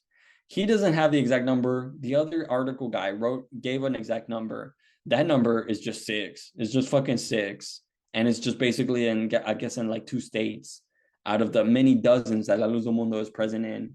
But yet, I don't know, they just don't have English exclusive stuff. But like, who is this? Also, Bifraí Estrada and Jack Freeman. These folks, why aren't these folks writing the histories? Why aren't they doing the stuff? Why is it that these researchers get access to these pastors for these reasons? And why does Massimo Intervine get access to Nason Joaquin, and then the common everyday member is not going to get access to that guy? But like, they're the ones doing the charity because they feel so close and inspired by him. And like, you know, and these people are close to Estrada and Jack Freeman, and they're trying to show you a their bird's eye view of the church and how fast it's growing and how it's the fastest growing religion in the world. And their bird's eye view is just like, oh, I went to a little ass temple with like 150 to 200 seats. And there's actually, I can't even count how many. There's a handful of churches in the US that give English exclusive services. And like, you know, we don't come away with the picture of this church being impressive and large and growing and like bursting at the seams. It's clearly fucking not, right? Here we have pictures of churches. The temples in downtown Los Angeles and Long Beach are 2 stories tall. They're ornate, Jewish and Christian iconography on the walls. Okay. Notably, the initials of the current apostle, Nason, are found in the main sanctuaries, just as they are in East LA, as a sign of respect for the leader. Bitch, it's not just a sign of respect. It's a sign of fucking dogma and centralization of power and authority and cultish devotion. In your own pictures, the logo is plastered all over the fucking place. It's not just a sign of respect. It's at the seat of like the center of the church, like behind the pulpit. It's on the walls. It's where the cross would be if there were a cross. You know, if this church did use crosses, but it doesn't, because, you know, it doesn't want to look very Catholic. But hey, actually, we're still just gonna slap the logo of Nason all over the fucking temples. And you're missing like a lot here. You're just missing so much. It's just a sign, it just says, oh, it's just like a sign of respect. The fact that they have the leader's logo plastered everywhere. Stylized initials, NJG, likewise form the basis of a sticker on the back of a church member's car as well, which serves as an outward identifier. Their religious utility and the car driving culture of California. I don't they serve some sort of function, but also like, yeah, it's not just the stickers, dude. It's the stickers, it's the fucking Inocente letters in Guadalajara. It's the fact that that church members have pictures of Nason in their homes and like in their private bedrooms, and like they have his logo on like their chalinas. They have the logo on the hymnals, on the Bibles. They have it plastered everywhere. It's not so simple. Like this guy makes it seem so simple here, and it's just like an outward identifiers. I don't get it. It's just so strange. It's so strange, but no, it actually makes total sense. This guy is not a church member. This guy doesn't truly understand it and is not truly interested in portraying and understanding the church in the way that it should be, and the way that it must be, given the past 5 years of scandal and analysis and whatnot. Okay, so another distinguishing feature common in all the temples I visited is the placement of a seat of honor reserved for the Apostle Nathan in front of the altar. The pulpit in each temple, one notices, is set off to the side to the stage, which I am told serves to emphasize the elevated status of the apostle in relation to the local minister and on other speakers. Yeah, you're just kind of told like a lot of things. Like you're just kind of told a lot of things. But here you're saying that this is, here this is what you're going to mark as saying like, oh, here is, what I want to clarify, that I am told a certain thing that I understand it to be. But then also like, yeah, how about you just understand that like there's clearly a cult of personality and a centralization of power and authority in Nason, as symbolized in the letters plastered all over these temples, and in that seat of honor reserved for him at every church, everywhere around the world, that no one else can use except for him if he just so happens to be visiting there. Yeah, and then again, that pulpit for Nason is elevated, set aside, is different from the other ones that other people are using. I was also struck by the prominence at the entrance of the temples of hand sanitizers to ensure cleanliness and purity once in the temple. You stupid motherfucker. You're just so stupid. You're just so stupid and gullible and like brown nosy of La Luz Del Mundo that you decide to write a fucking sentence about like they have hand sanitizers at the front. These are nice, clean people. This is so stupid. What a fucking waste of fucking time. Right? Like this is so stupid. Like he was struck by this. He was struck by this. The prominence of the hand sanitizers at the front of the church. He wasn't struck by the prominence of the apostles' letters plastered all over the motherfucking place. Even more striking, however, is the placement of lion statues with the paw held up in some temples, such as in East Los Angeles and downtown Los Angeles. Finally, I was intrigued to learn that in each temple, there was a neighboring or nearby house for the minister and his family. Full-time ministers serve for 3 years before rotating to a new location to be determined by a senior lldm leadership. Ultimately, it's really Nason that kind of determines it. I'm pretty sure this dude has a final say, but like, this is so stupid. He's just impressed by lion statues and hand sanitizers, and he's just completely missing the mark, right? And here's a picture. NJG, the apostles at the entrance of the downtown LA temple. Okay. It's not just that they're up there at the entrance in this like fucking Comic Sans little font up here. It's that they're also in the back, in the very center of the fucking church.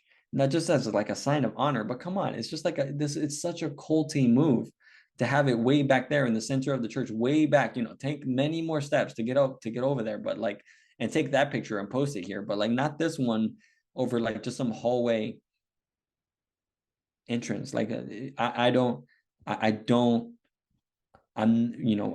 confused here. My visit to the main California temple in East Los Angeles was notable for several reasons.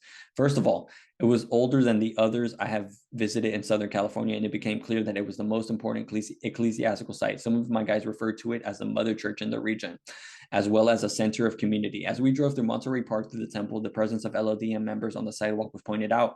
My guides parked their cars at the temple, and then we proceeded to walk around the block. Jack Freeman, a white American, and his Mexican-American wife, Rael, described the history of the church in the area. Okay, as recounted in previous section. And they also talked about discrimination, harassment, and vandalism that Jack faced by the non-LLDM Hispanic community. The neighborhood around Arizona Avenue was once the site of intense and ongoing gang violence, especially between 1970 and 2000, with rival gangs positioned on their side of the block with the temple caught directly in between. As more LLDM members moved into the area, they initiated a beautification project in which gang safe houses were purchased, and slowly but surely, crime rates decreased in the area, corroborated by Los Angeles County Sheriff's Department 2012, Los Angeles County 2018, Los Angeles Police Department 2020, Federal Bureau of Investigation 2020. Property values rose also, citing Zillow, citing Los Angeles County Office of the Assessor, and new businesses opened. Recent campuses I discovered were Subway, Denny's, and a number of local markets. This is so stupid. This guy's writing about the neighborhood around the church in Los Angeles, and he's like, yeah, the La Luz Del Mundo members, you could say gentrified this place, and they gentrified it with the Subway and a Denny's and local markets, a gas station, and like a Dunkin' and whatever else. But then also he's going to say that the crime decreased, and like the housing, the property values rose, and like he's not going to give you numbers or like give you statistics or like a trend or numbers to track from one year to the next. He's just going to say that the police department say that they say certain things, and Zillow says certain things about this one little neighborhood, and then it's like,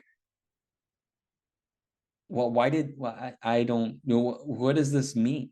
What does this do? What does this do? This is so stupid. The church received recognitions of its services to the community from the County of Los Angeles, the Governor of California. I discovered a vestige of this gang history in an alley that featured a mural, not produced by LLDM members, I am told, lamenting the senselessness of gang violence and the lives lost in decades past. So then he's just going to show like a picture of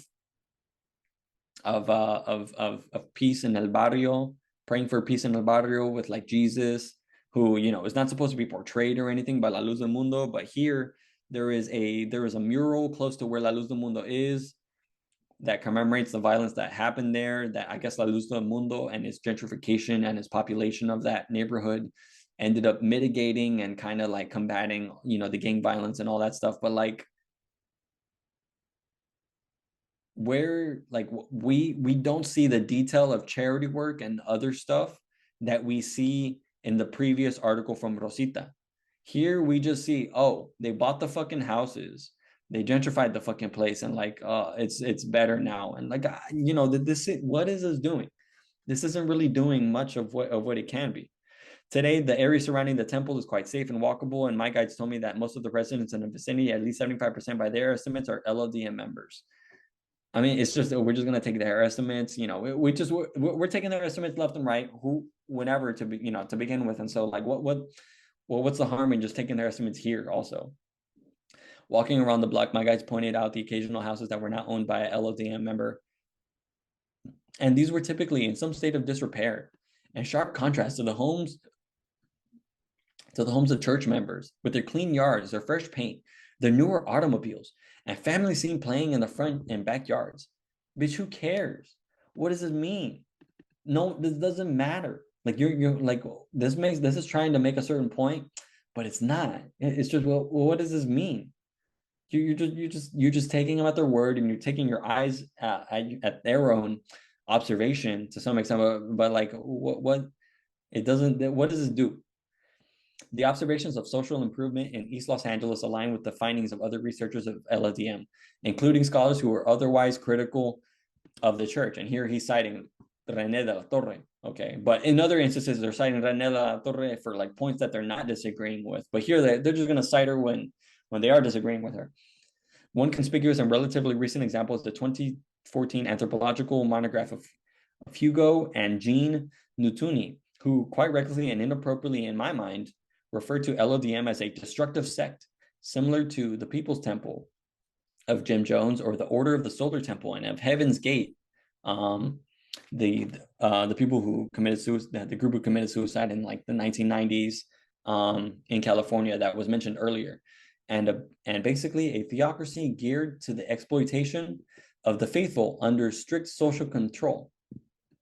Later in the book, however, they go on to praise the local LLDM communities they observed across Mexico for the mutual assistance that characterizes the organization of the congregation that comes from the close proximity to which in which the majority of the faithful live in congregations of LLDM. Citing LLDM's strongly held belief in self-help and support for individual members, they conclude that the most positive aspects of LLDM congregations is the pervasive atmosphere of help and cooperation. They also observe in Mexico that Mundis LLDM members are economically better off than the general populations of the regions where the congregations are located. I agree with these positive characterizations based on my observations in Southern California, and would add that I met LLDM members from a variety of social, economic, and educational backgrounds who were committed to improving themselves, bettering their communities, and expanding the faith. Members view their bodies as the temple of God, and so they abstain from alcohol and harmful drugs. The intentional LLDM community set up around temple buildings may be viewed as one way for members to spread this purifying influence. It becomes a manifestation of the spiritual made physical, one that benefits members and non-members alike. He's just saying that, like, hey, members don't drunk drive around, and therefore they're safe, and therefore they deserve credit. And this is, just really weird and stupid, because he got to I agree with this, that within La Luz Del Mundo, there's basically a theocracy geared to the exploitation of the faithful under strict social control. This writer, Westbrook, or whoever we're on right now, Donald Westbrook, this guy, was onto something. He was onto reading the right stuff. He was reading René de la Torre and all that stuff, but like, but no, actually, he's just gonna turn around and like muddle the waters a little bit, and then and just not even be as sharp as he possibly can in that regard, but then yet, turn around and be like, also, the critics are wrong in many ways, but they're right in these certain ways. And then actually, I was onto the real stuff about how, people are exploited and taken advantage of and lied to in perpetuity, in La Luz del Mundo. But I'm not going to interrogate that. I'm not going to talk about that here. I'm not going to write that here. It's not like he could, but even think about it. The points that he's trying to make don't even just mean anything here anyways.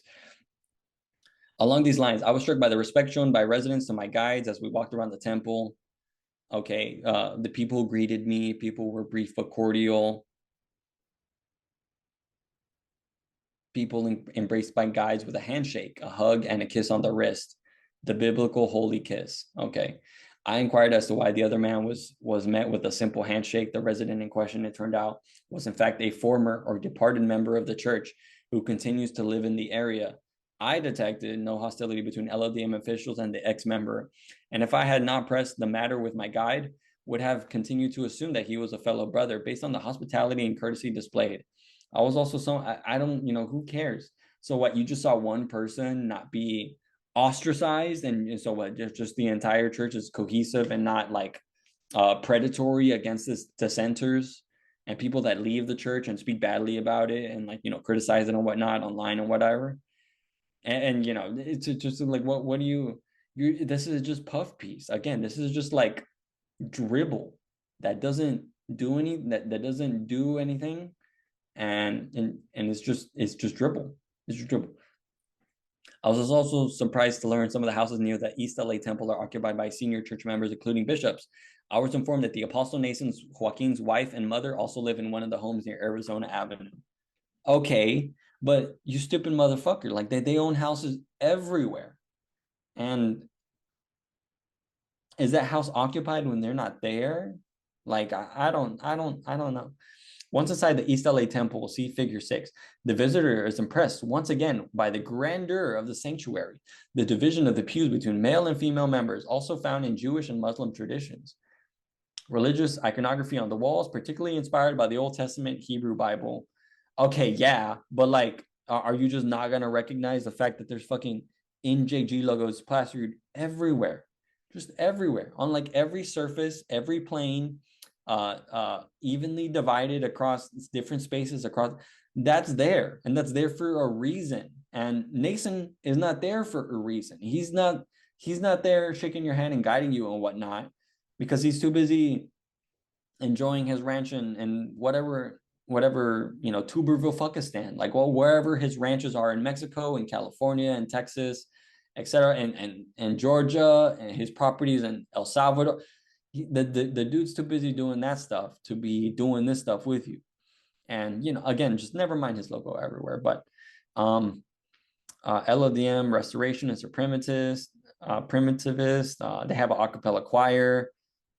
It is inaccurate to say that LLDM members worship Nathan Joaquin. This was emphasized to me at numerous points by guides as well. It seems to me that this is one area where a knowledge of other religious movements, a comparative religious studies perspective, comes in handy. Well, give us that. You're not giving us that. It wouldn't come handy. The relationship to the LDM apostle then is similar to how members of the Church of Jesus Christ of Latter-day Saints, LDS Mormons, view their president, who is regarded as a prophet, seer, and relevator, is in line with the restored messengers tracing back to Joseph Smith in 19th century America. Here, this dude goes on to say that, like, oh, LLDM, so special. They feel like they're so special. They're exceptional in this way and that way and this way and that way. But then also, actually, when you look back at like their origins and whatnot, I view them kind of in the same vein as this other group, which they think is so wrong, and they think is wrong up, down, left, and right. But me, from my perspective, I'm going to compare them, and you know what? They kind of follow the apostle, like they follow presidents in the Mormon church. But okay, it's just weird. This is just like such pathetic, weak writing. And here we have a picture of the writer in the middle, and then we have Jack Freeman off to the left, and then Big Valle Estrada off to the right, inside of a temple. And he's just surrounded by NJG logos, and the point is just completely flying over his head, right? Of course, given the apostle Nathan Joaquin's detention in Los Angeles at the time of writing this article, LDM members are left feeling particularly vulnerable and persecuted. My guides reported verbal and physical harassments against members both in and out of the Los Angeles area that rose soon after the apostle's arrest. However, this is not to say that membership numbers have been negatively affected by the apostle's imprisonment during this time of crisis. On the contrary, Massimo Introvigne reported increased attendance at the Guadalajara Holy Supper, Santa Cena, in 2019 compared to 2018, with sub 600,000 flocking to the beautiful province and Mosa Provincia. And then like he's like, for accounts of the Holy Supper, in and out of Mexico, I'm gonna cite the people that we have talked about how they're biased against La Luz del Mundo. I'm gonna, if you want accounts of them, don't go to the church historian over here, or this church historian. Don't go to this writing by Jack Freeman. Don't go to this thing by Big Valle Estrada. Go to those people that we've been kind of relying on, but then also undermining and dismissing. Go to Mary Puckett. Go to René de la Torre. Go to Patricia Fortuny. And it's like, well, who are you stupid? Like, what is this? Why can't you cite the church's writings? Because they have writings like up the ass. They have so much published material, and you could be citing them and their numbers and whatever else. But no, instead you're going to cite Massimo Introvigne, who is not a church member. He wasn't at the Holy Supper in 2018. He was at the welcoming ceremony. But yet, he's going to give his numbers that he gave back then. And then he's going to give his numbers, that he saw in 2019, which, maybe he did attend the Santa Cena there and not just the welcoming ceremony, or maybe he just didn't attend the welcoming ceremony, but he did attend the Santa Cena in 2019. But like, where's the chart? Like, you should be providing charts here, a head count, aerial photos of Hermosa Provincia, and with those streets full. Those streets are full. Like, I have no doubt the streets are full. The temple is full. There's people everywhere in that neighborhood, in the Betel, in the 12 de Octubre, and this other enclave outside of the immediate glorieta of the Hermosa Provincia. Like, there's a lot of people gathering at these things, but like, you know, the numbers are only talked about in a certain way, and only when they're convenient, in the ways that serve La Luz del Mundo. And yeah, like, what else is there to say? Jack Freeman, my guide, who also serves as a national LLDM spokesperson, recently remarked to the media that the apostles' arrest had led to increased interest in the church, and even the re-engagements of lapsed members at the February 2020 Holy Supper held in Pomona, California, and attended by tens of thousands over a 3-day period. I mean, I guess, but like, no, you know, you actually don't. This just proves that you don't know numbers, and you're just not interested in numbers. This is just like, we're just saying puff piece, and just every loss is actually a win for LLDM, and at no point has LLDM been losing.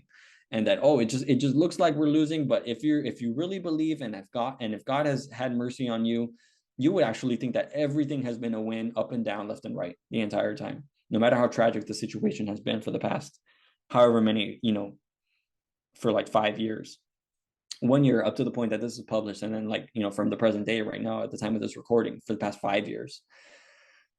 Members of the church have long faced discrimination outside the church. Okay, people call it a cult, with influence with like Jehovah's Witnesses and Mormons. The theme of marginalization in LLDM was punctuated by the reading of the 2018 edition of the Light of the World hymnal, published 1 year. In a bilingual copy of this, there's a hymn, The Trials of Travail. If you would like to serve our Lord, you must seek for his power above. Persecution will come. There is no doubt you and I will certainly rise. In addition, there is a section of restorationist theme hymns. Okay. The central role of the apostle and the affection of members towards him became obvious to me when I attended a Sunday school in the East LA Temple. I was able to follow along thanks to a translator and a bilingual LLDM hymnal. A minister stood at the pulpit, guiding the leadership through periods of hymns. At one point, the minister read from a letter that the church received from the apostle while incarcerated. The letter had been received near the start of the new year, but the minister used the Sunday school as an opportunity to revisit the epistle. In it, the apostle encouraged the church to persevere and have faith in the face of persecution and imprisonment. Nathan Joaquin also relayed a story from his prison in which he had a conversation with a fellow inmate who thereafter recognized his authority as an apostle of God. The rhetoric was reminiscent of Pauline prison epistles. Ephesians, Philippians, Colossians, Philemon, and LLDM ministers' exegesis of Nathan Joaquin's letter likewise functioned to reinforce his esteemed stature and divine authority among the hundreds in attendance. Throughout the service, members were invited to kneel in prayer, and at numerous points, men and women began to breathe as they prayed aloud as they felt moved to do so by the Holy Spirit. I did not take photographs of the parishioners out of respect as a new visitor, but the scene in Los Angeles was most impressive and represented a microcosm of LLDM lived religion as the church moves away from its Mexican roots and becomes increasingly cosmopolitan and globalized. Puckett. This is so stupid. The other Massimo Trevino is like undermining Puckett in his chapter, and then of course him and other people are going to cite Puckett when they want, and then here, that Westbrook is like relying on Puckett, and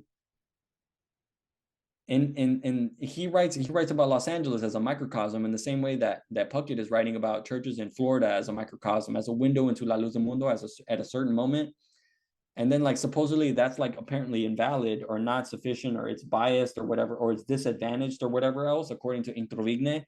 But yet then you have like Westbrook doing the same thing here in this small thing, where he's just kind of, so is like Puckett supposed to just take people for their fucking word, like Westbrook does here, and he just sort of repeats and is like a mouthpiece for the fucking church, like this is so. Like, well, do you know what I mean? Like, well, what is this? Like, who's worth reading here? Because I tell you, I read this document, and then I went to go read Puggett's dissertation. Oh, and actually Puckett's dissertation is just much more useful uh, uh, as a scholarly product than this whole thing in its entirety. Conclusion and open areas for research. La Luz del Mundo clearly has a strong and growing presence in Southern California and beyond. Its temple in East Los Angeles is a central place of worship and church members and church management for the region. All the more important because Apostle Nathan Joaquin remains, as of February 2020, imprisoned in the area. My observations in East Los Angeles, downtown Los Angeles, and Long Beach supports the view that LLDM members maintain tight social networks and international communities. These networks reduce free riding and maintain insider-outsider boundaries, which in the case of the church in Southern California has translated into improved social conditions and neighborhoods surrounding places of worship. More quantitative and qualitative data is necessary to situate the positive and causative role of LLDM members in the communities, including much needed scholarly work on the human rights campaigns and educational programs, healthcare initiatives, and humanitarian aid. Not to mention other topics such as missionary work and the impressive public relations infrastructure that makes savvy use of social media sites. You're so stupid. You're so stupid. Mary Puckett talks about that stuff. And you could talk about, and you could mention that, but no, Mary Puckett talks about that stuff. But then also, you're so stupid in that you and anybody else who is writing in this journal should be the people that is providing the quantitative and the qualitative data that you say is necessary to study La Luz del Mundo. Everyone else is just saying that, like, oh, there's this many members at this point, there's this many members at this point. From this year to this year, I saw that they increased. But oh, and then Introvignas are like, oh, but like, numbers of new religious movements, the population numbers of new religious movements are always a matter of controversy. And they're like, without saying it, he's like, yeah, so what's the point of fucking counting and doing a head count? And it's like, Westbrook, Pozos, all these people just completely missed the ball. Where is the quantitative, the qualitative data is necessary? You know what? Westbrook is saying it's necessary here in 2019 and 2020, and it's been 4 years since then. Nason has been convicted for over 2 years. The church has kind of moved on into this new phase, a phase, that for the past few years, it has had to deal with the documentaries against it, and then the federal probes into Nathan Joaquin that could add more years to his incarceration. That is the phase that we're in now. And it's like, okay, well, where's the quantitative and qualitative data to even account for the supposed 5 million members that there are in La Luz del Mundo that apparently we have never dipped below? We most certainly have. And like, again, I asked Westbrook and I asked all these other people, when is it that this church is going to reach 6 million members? We saw 5 million members here at some point. We saw 1 million. We saw numbers at different points in time. But like, where is the quantitative and qualitative data that is so necessary here, but that is so lacking here? There are so many ironic and just mind-boggling statements throughout this journal article that just deflate the whole thing, right? Like, that's just my perspective, and I'm actually more impressed at how like anemic this work is than the first couple times that I read it. Not that I'm I'm just letting this things run loose to talk about this group. It's so strange that that this that this writing is just so feeble. It doesn't do anything. I don't know. Why can't these folks be the ones that are hired to do counting? Like, why can't their entire job just be counting instead of going on like tours around to churches? Like any church member themselves could have written this. Why is not Big Valle Estrada or Jack Freeman writing this? Or why this like field work here and then like dismiss the field work in Florida, which like you would probably come to the same conclusions. If it's so strange. I can't really fathom how this is like a serious piece of any kind of writing, like of just writing at like any level. He thanks people. He says he went to Dallas, Texas. Okay, he went to theology. He worked as a postdoctoral student while he was completing this article. Okay, I mean, and we're just gonna move on to the last one. This is the sixth piece. It is by Francisco Tenorio, an attorney from Rio de Janeiro, Brazil. And Tenorio, his piece is titled "Discrimination Against La Luz del Mundo Members After the Arrest of the Apostle." And let me say that before we move on, as I repeated, many hours prior to this, I don't know how long this video is. This video is going to be very long, but prior to this, in the beginning, I said how Francisco Tenorio was a guy from Brazil who was some sort of Christian um, writer, scholar. He's apparently an attorney here, he says.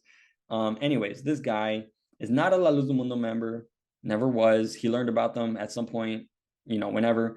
And then this journal article comes out in April 2020.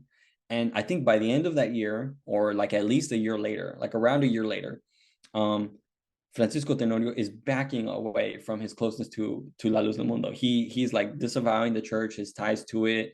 He's going on like all kinds of YouTube shows and talking to all kinds of people about Christianity and how he wants to back away, and he feels like he was misled by these people, and he supports the Jane Does, and he supports the criminal case against Nason, and presumably he supports all the other bullshit. So again, like keep in mind, like Francisco Tenorio comes into this collaboration at in some way, but and he's here to provide writing about the group, but like just know that like a year later, this dude backs away from LLDM, and certainly he would agree that La Luz del Mundo members are facing discrimination. I'm going to agree with that, and I'll say some more in a bit about it. So, I'm not trying to say that, that completely throws this out and makes it worthless, and that La Luz del Mundo members are not facing discrimination and never were. I'm not saying that. Rather, I'm saying that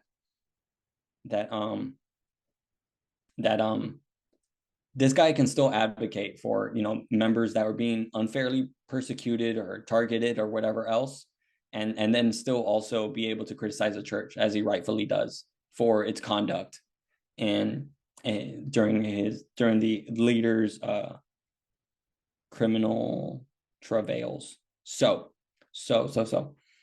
here's the abstract. I'm going to read it in the entirety. Conservative Protestants with a traditional view of sexuality are often discriminated and ridiculed by the media in contemporary Latin American societies. The discrimination against La Luz del Mundo members is part of the general pattern, but is also different. The fact that La Luz del Mundo, while adhering to certain conservative moral values, is actually a progressive church, promoting education and the separation of the church and the state. It is not taken into account when members are discriminate based on media news about the arrest and persecution of their apostle. Serious instances of discrimination have been reported in various countries. So look, I've said this before on my channel and in other avenues, but it is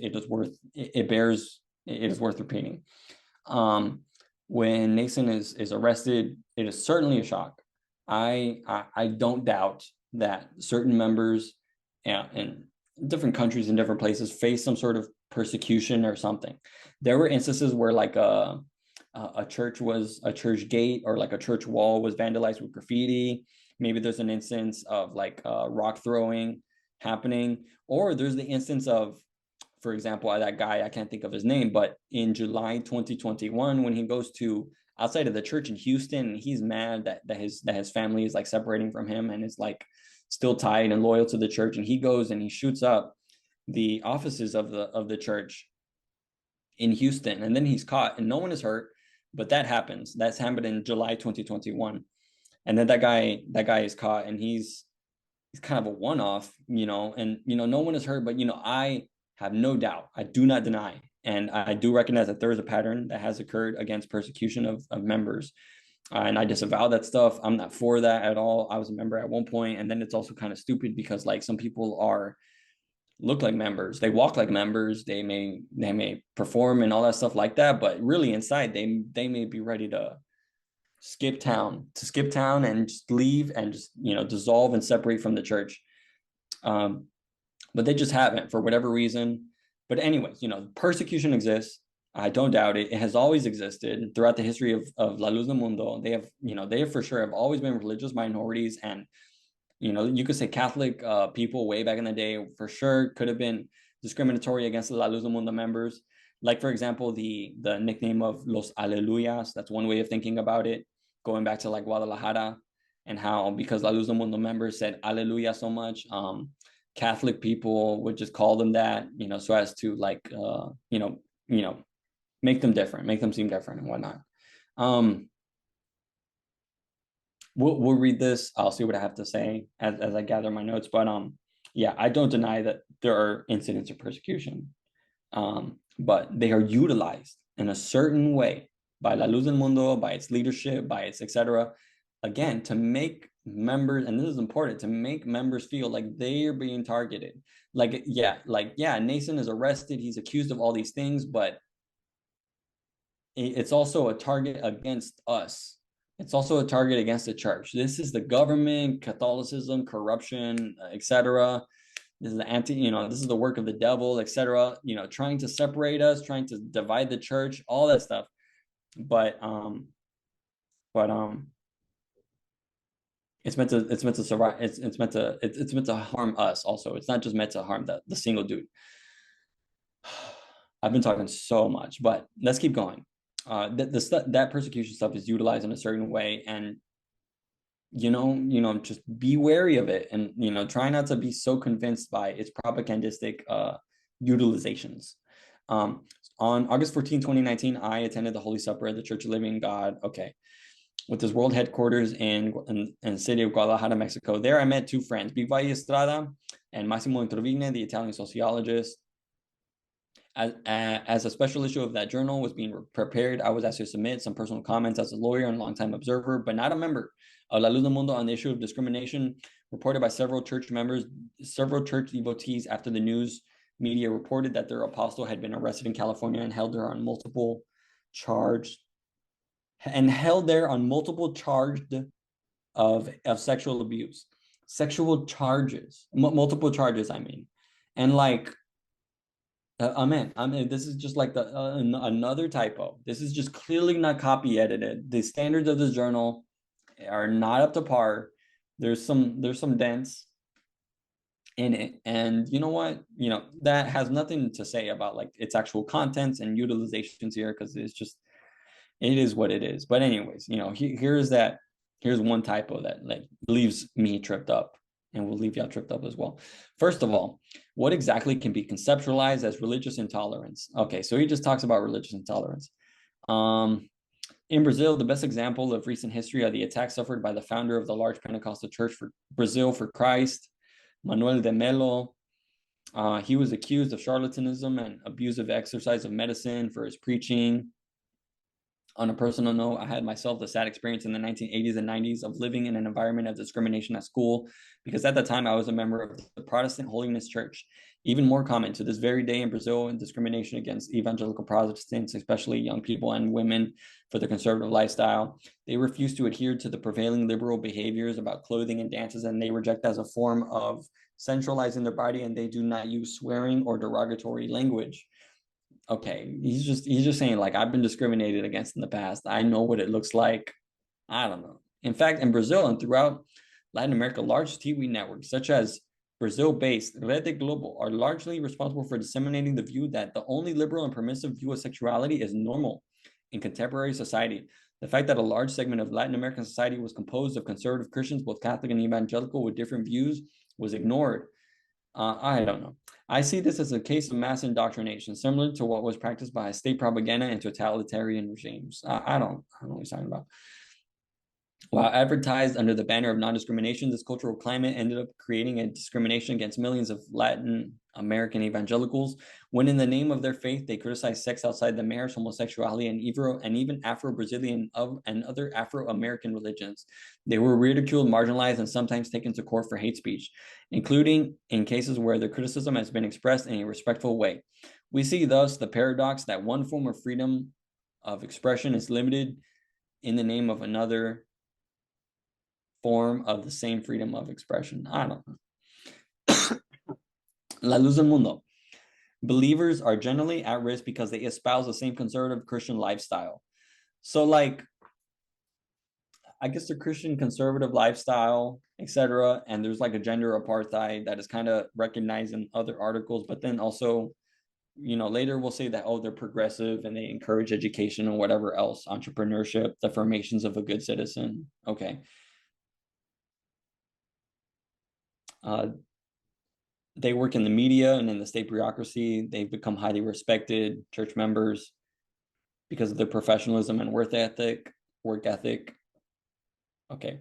Things, however, changed when Apostle Nathan was arrested in 2019. The media reported news of the arrest in a sensational style. Some did not know anything about La Luz del Mundo and continued and pronounced it overnight a cult.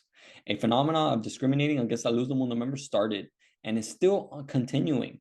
What is happening is a typical phenomenon of labeling and of attributing a whole community crimes for which a person or a group of persons who have been charged. Yeah, that's tragic. I'm right there with you. I don't want everyone to be seen as a cult member. Certainly the group can be culty, but like not everyone in their beliefs is adheres to that at every waking moment. They do, many do at many points in their lives, but like not at every point in their life. But anyway, I do understand that in this case, this person accused is not a common member, but the leader of La Luz del Mundo. Yet two principles should remain firm. The first is that when a person is accused of having committed a crime, that person is entitled to the presumption of innocence until a final decision is rendered. This applies to everybody, obviously including the apostle of La Luz del Mundo and his co-defendants. But come on, hold on. You're not a member and you can say that. But then also, like, if you were a member, you wouldn't even really be so concerned with like, oh, give them the presumption of innocence until a final decision is rendered. No, there's no such thing as a final decision to be rendered, because the primary and principal and starting and foundational decision, according to the member of La Luz del Mundo, is that God decided that Nathan is infallible and he's the apostle and miracles and all that stuff. And so like this non-member is writing this, but like this actually doesn't even track in the mind of the La Luz del Mundo member as it is designed to exist. Does that make sense? Second, liability for a crime is personal and do not extend to other members of the same family, organization, or religious community. I mean, yeah, he's in trouble, put him in the hot seat, investigate, etc., gather the evidence, etc. But hold on. The church at the time when this is happening, they're also like having these letters of like inocente and hashtag honorable, and they have the decals for that bullshit spread everywhere, and the memes online of like inocente and honorable and all that stuff. Those are decals and symbols that the previous writer Westbrook is, could have noticed. He didn't write about them, about how there was this rallying of support for Nathan and his infallibility, right? But yeah, the crime should not extend to other people, but come on, like other people like involved themselves in it, in that they were taught that this was kind of a targeting of them, and then they maybe do incur incidents of persecution. This guy has not gotten into detail about that yet, but that persecution may be real, and then yet like I just want to say that it shouldn't be. It's funny because like some of these sentences people in La Luz del Mundo would not be writing, but this guy's writing them because he can, because he's not a member. But then like why have this person write this in the first place? Why have this person write this? He's just kind of just given a little report, and he was just kind of just invited on. Anyways, what I have seen with astonishment is that common lldm members of La Luz del Mundo are discriminating in schools and workplaces because the apostle is in jail. If I can make both comparisons, this is as absurd as discriminating against all Germans for the war crimes of the Nazis, or all BP employees because BP is responsible for the oil spilling from a platform in the Gulf of Mexico. What the relevant difference in these cases was that the crimes were committed had been ascertained by courts of law, with the prosecution against Apostle Nathan is just in its preliminary stages. Okay, yeah, but like, regardless of it being in preliminary stages, regardless of whatever stage it is, regardless of the stage that it got to, regardless of the stage and the situation that we are in now, in the present day, 4 years later from the publication of this thing,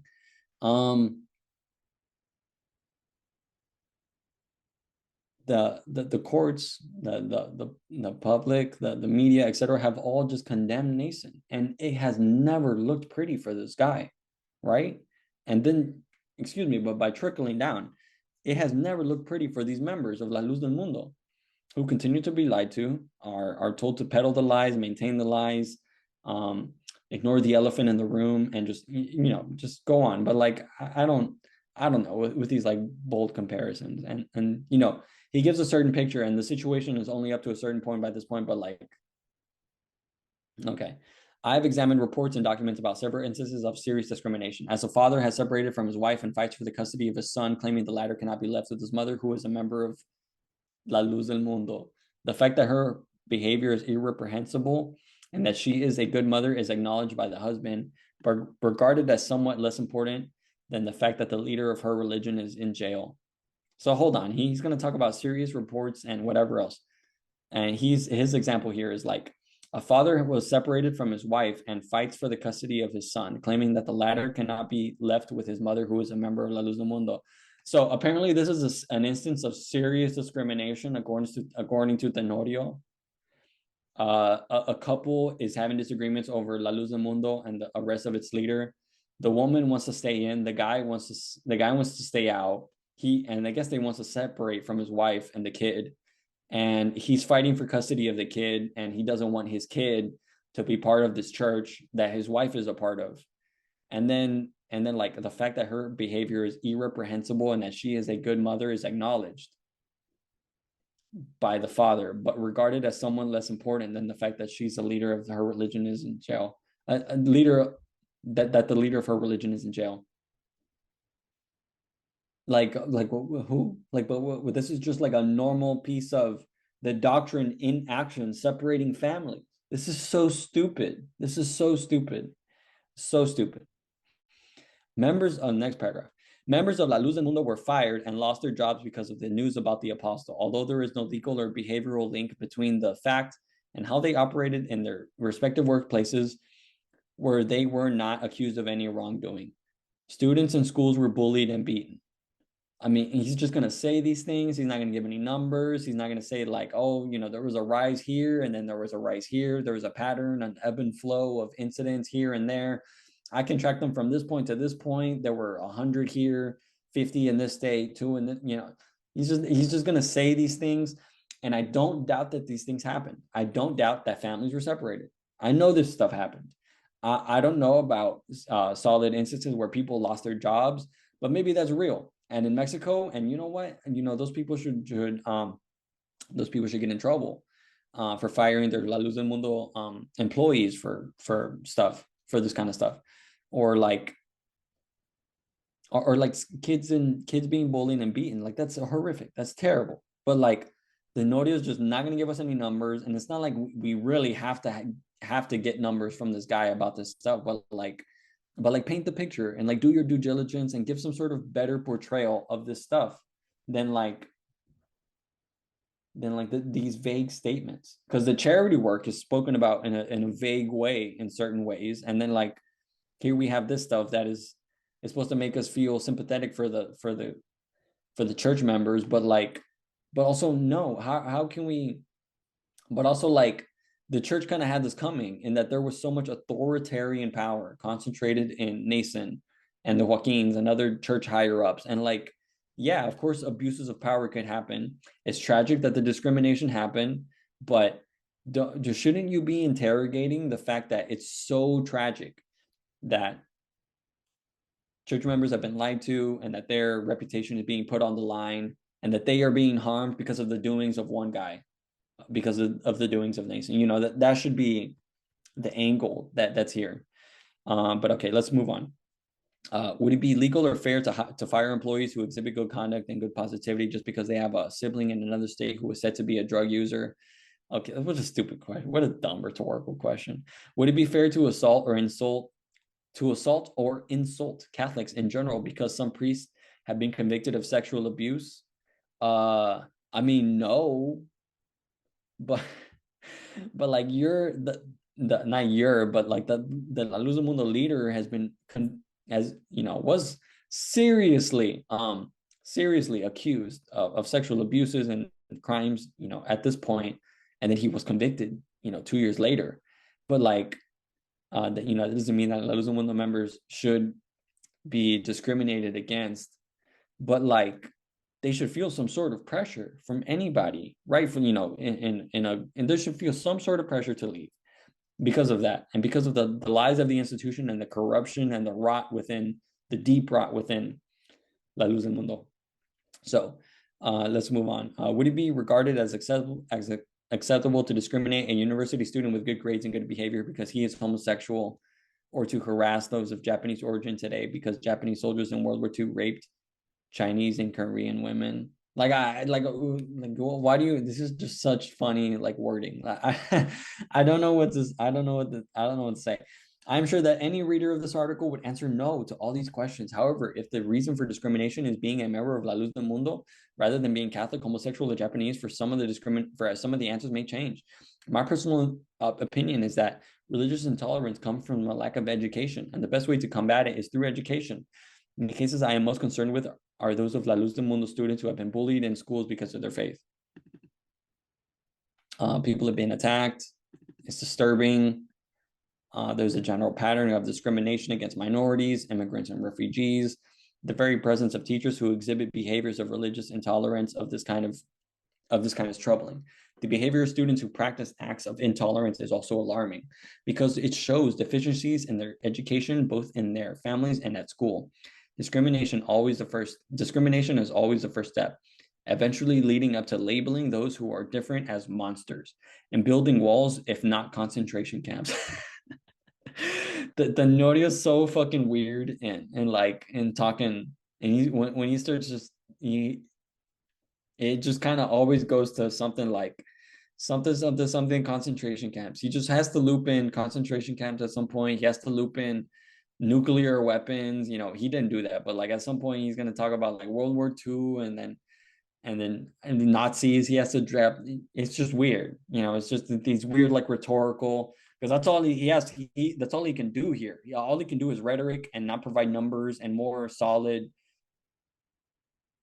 anecdotes, stories, solutions, diagnoses of discrimination against La Luz del Mundo, and then like just I don't know.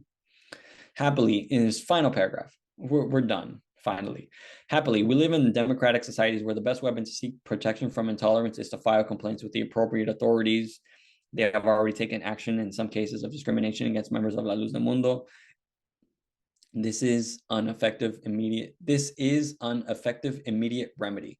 In the long term, however, the only cure for intolerance is something called education. And like I get it. And I guess there's filings that have gone, but like, where are the numbers? Like, did you speak to any of these people? You're just gonna kind of say that like, oh, a couple is breaking up and one dude wants custody and one also wants it too. And then well, when people are being bullied and beaten, which I don't dispute those, and those are tragic and sadder than the divorced couple. But like, again, like this is what La Luz del Mundo looks like in this piece of writing that is just so anemic and pathetic. And we're done with this. This is just the end of it. It's just so anemic. It's just so pathetic. It does not portray the church in as best, as solid, as amazing, as light as it possibly can.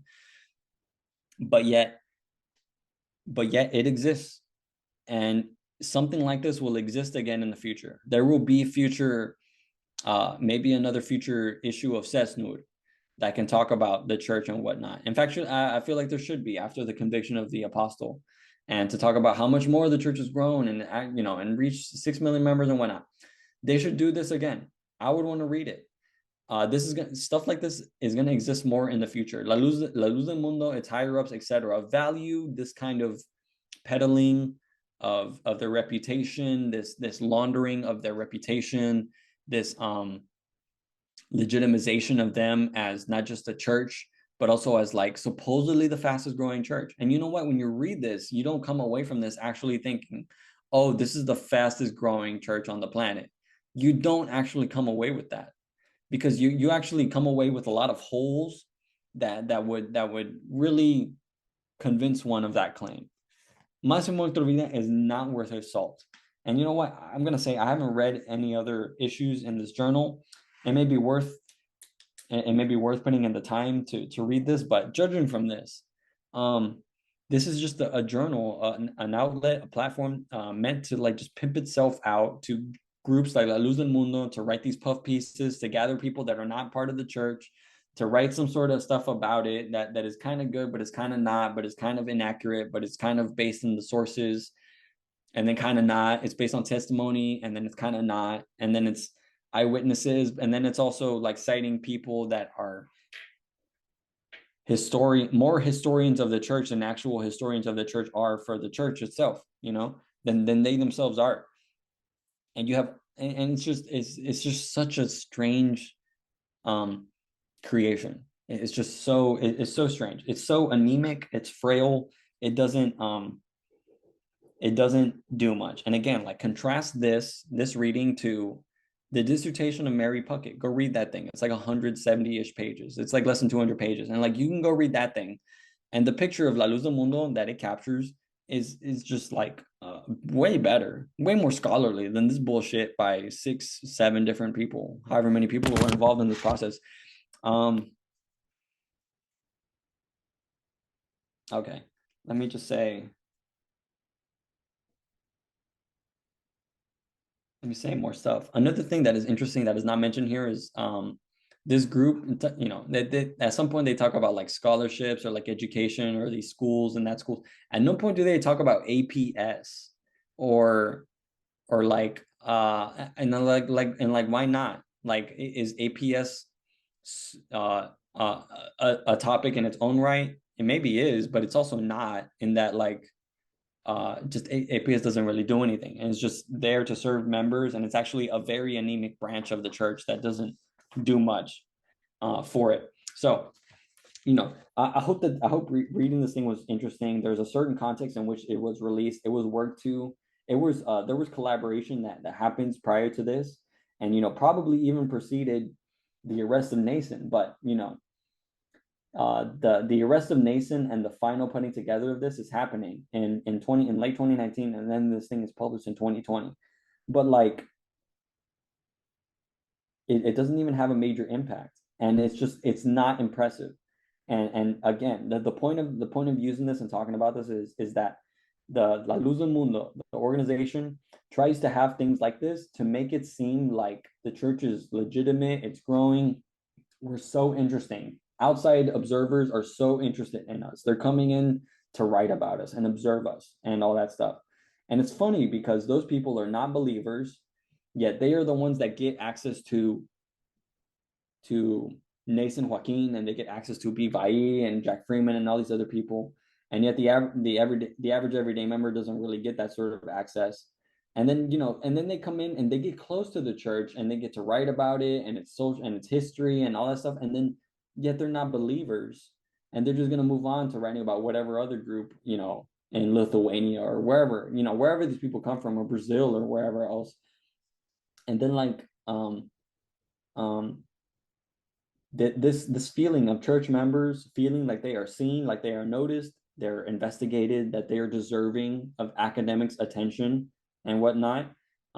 It's actually like, it's bogus. Those people are actually there for and utilized by the church ministry to portray themselves in a certain image, to monitor what is written about them, and then also to create a certain image of the church within the members of the church members, but within the minds of the church members is what I want to say.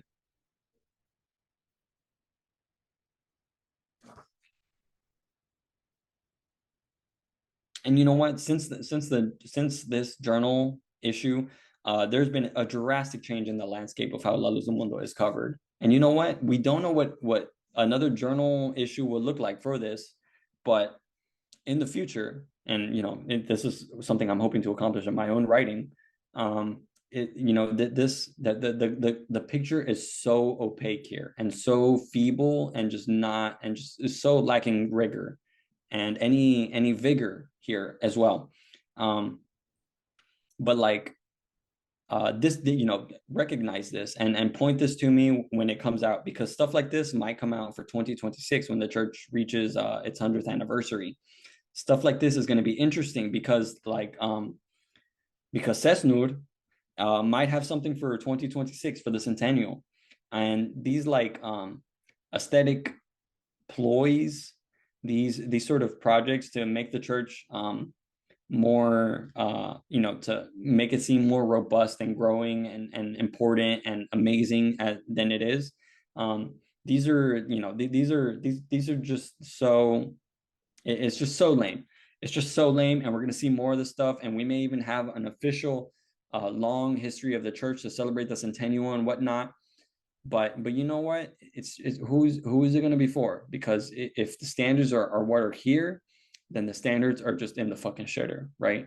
If the standards are based in the faith of the average La Luz del Mundo member, or the faith and mind of the member that the church idealizes and values and sees as central to itself and its growth, if that person's going to write it, then they're just going to write a bunch of bullshit. Because look, even these people who are not part of the church come in and they write a bunch of bullshit, and they're not even super duper sharp half the time, and it's so wishy-washy here, and it's so strange to see it laid out here. That is all I have to say. I hope you didn't find this thing so dizzying and weird to go through, but I've been accumulating notes on this journal article. I think I've kind of said everything I want to say about it. I really wanted to pick it apart piece by piece like this, and this video is very long, but I hope that it is worth it. Let me know what you think. Leave a comment, leave a green heart. Did you get to the end of this video? If so, leave a green heart in the comment section. I would greatly appreciate it. Share this with somebody that is a member, that is an ex-member, that is curious about learning more ex-member stuff to digest into their heads.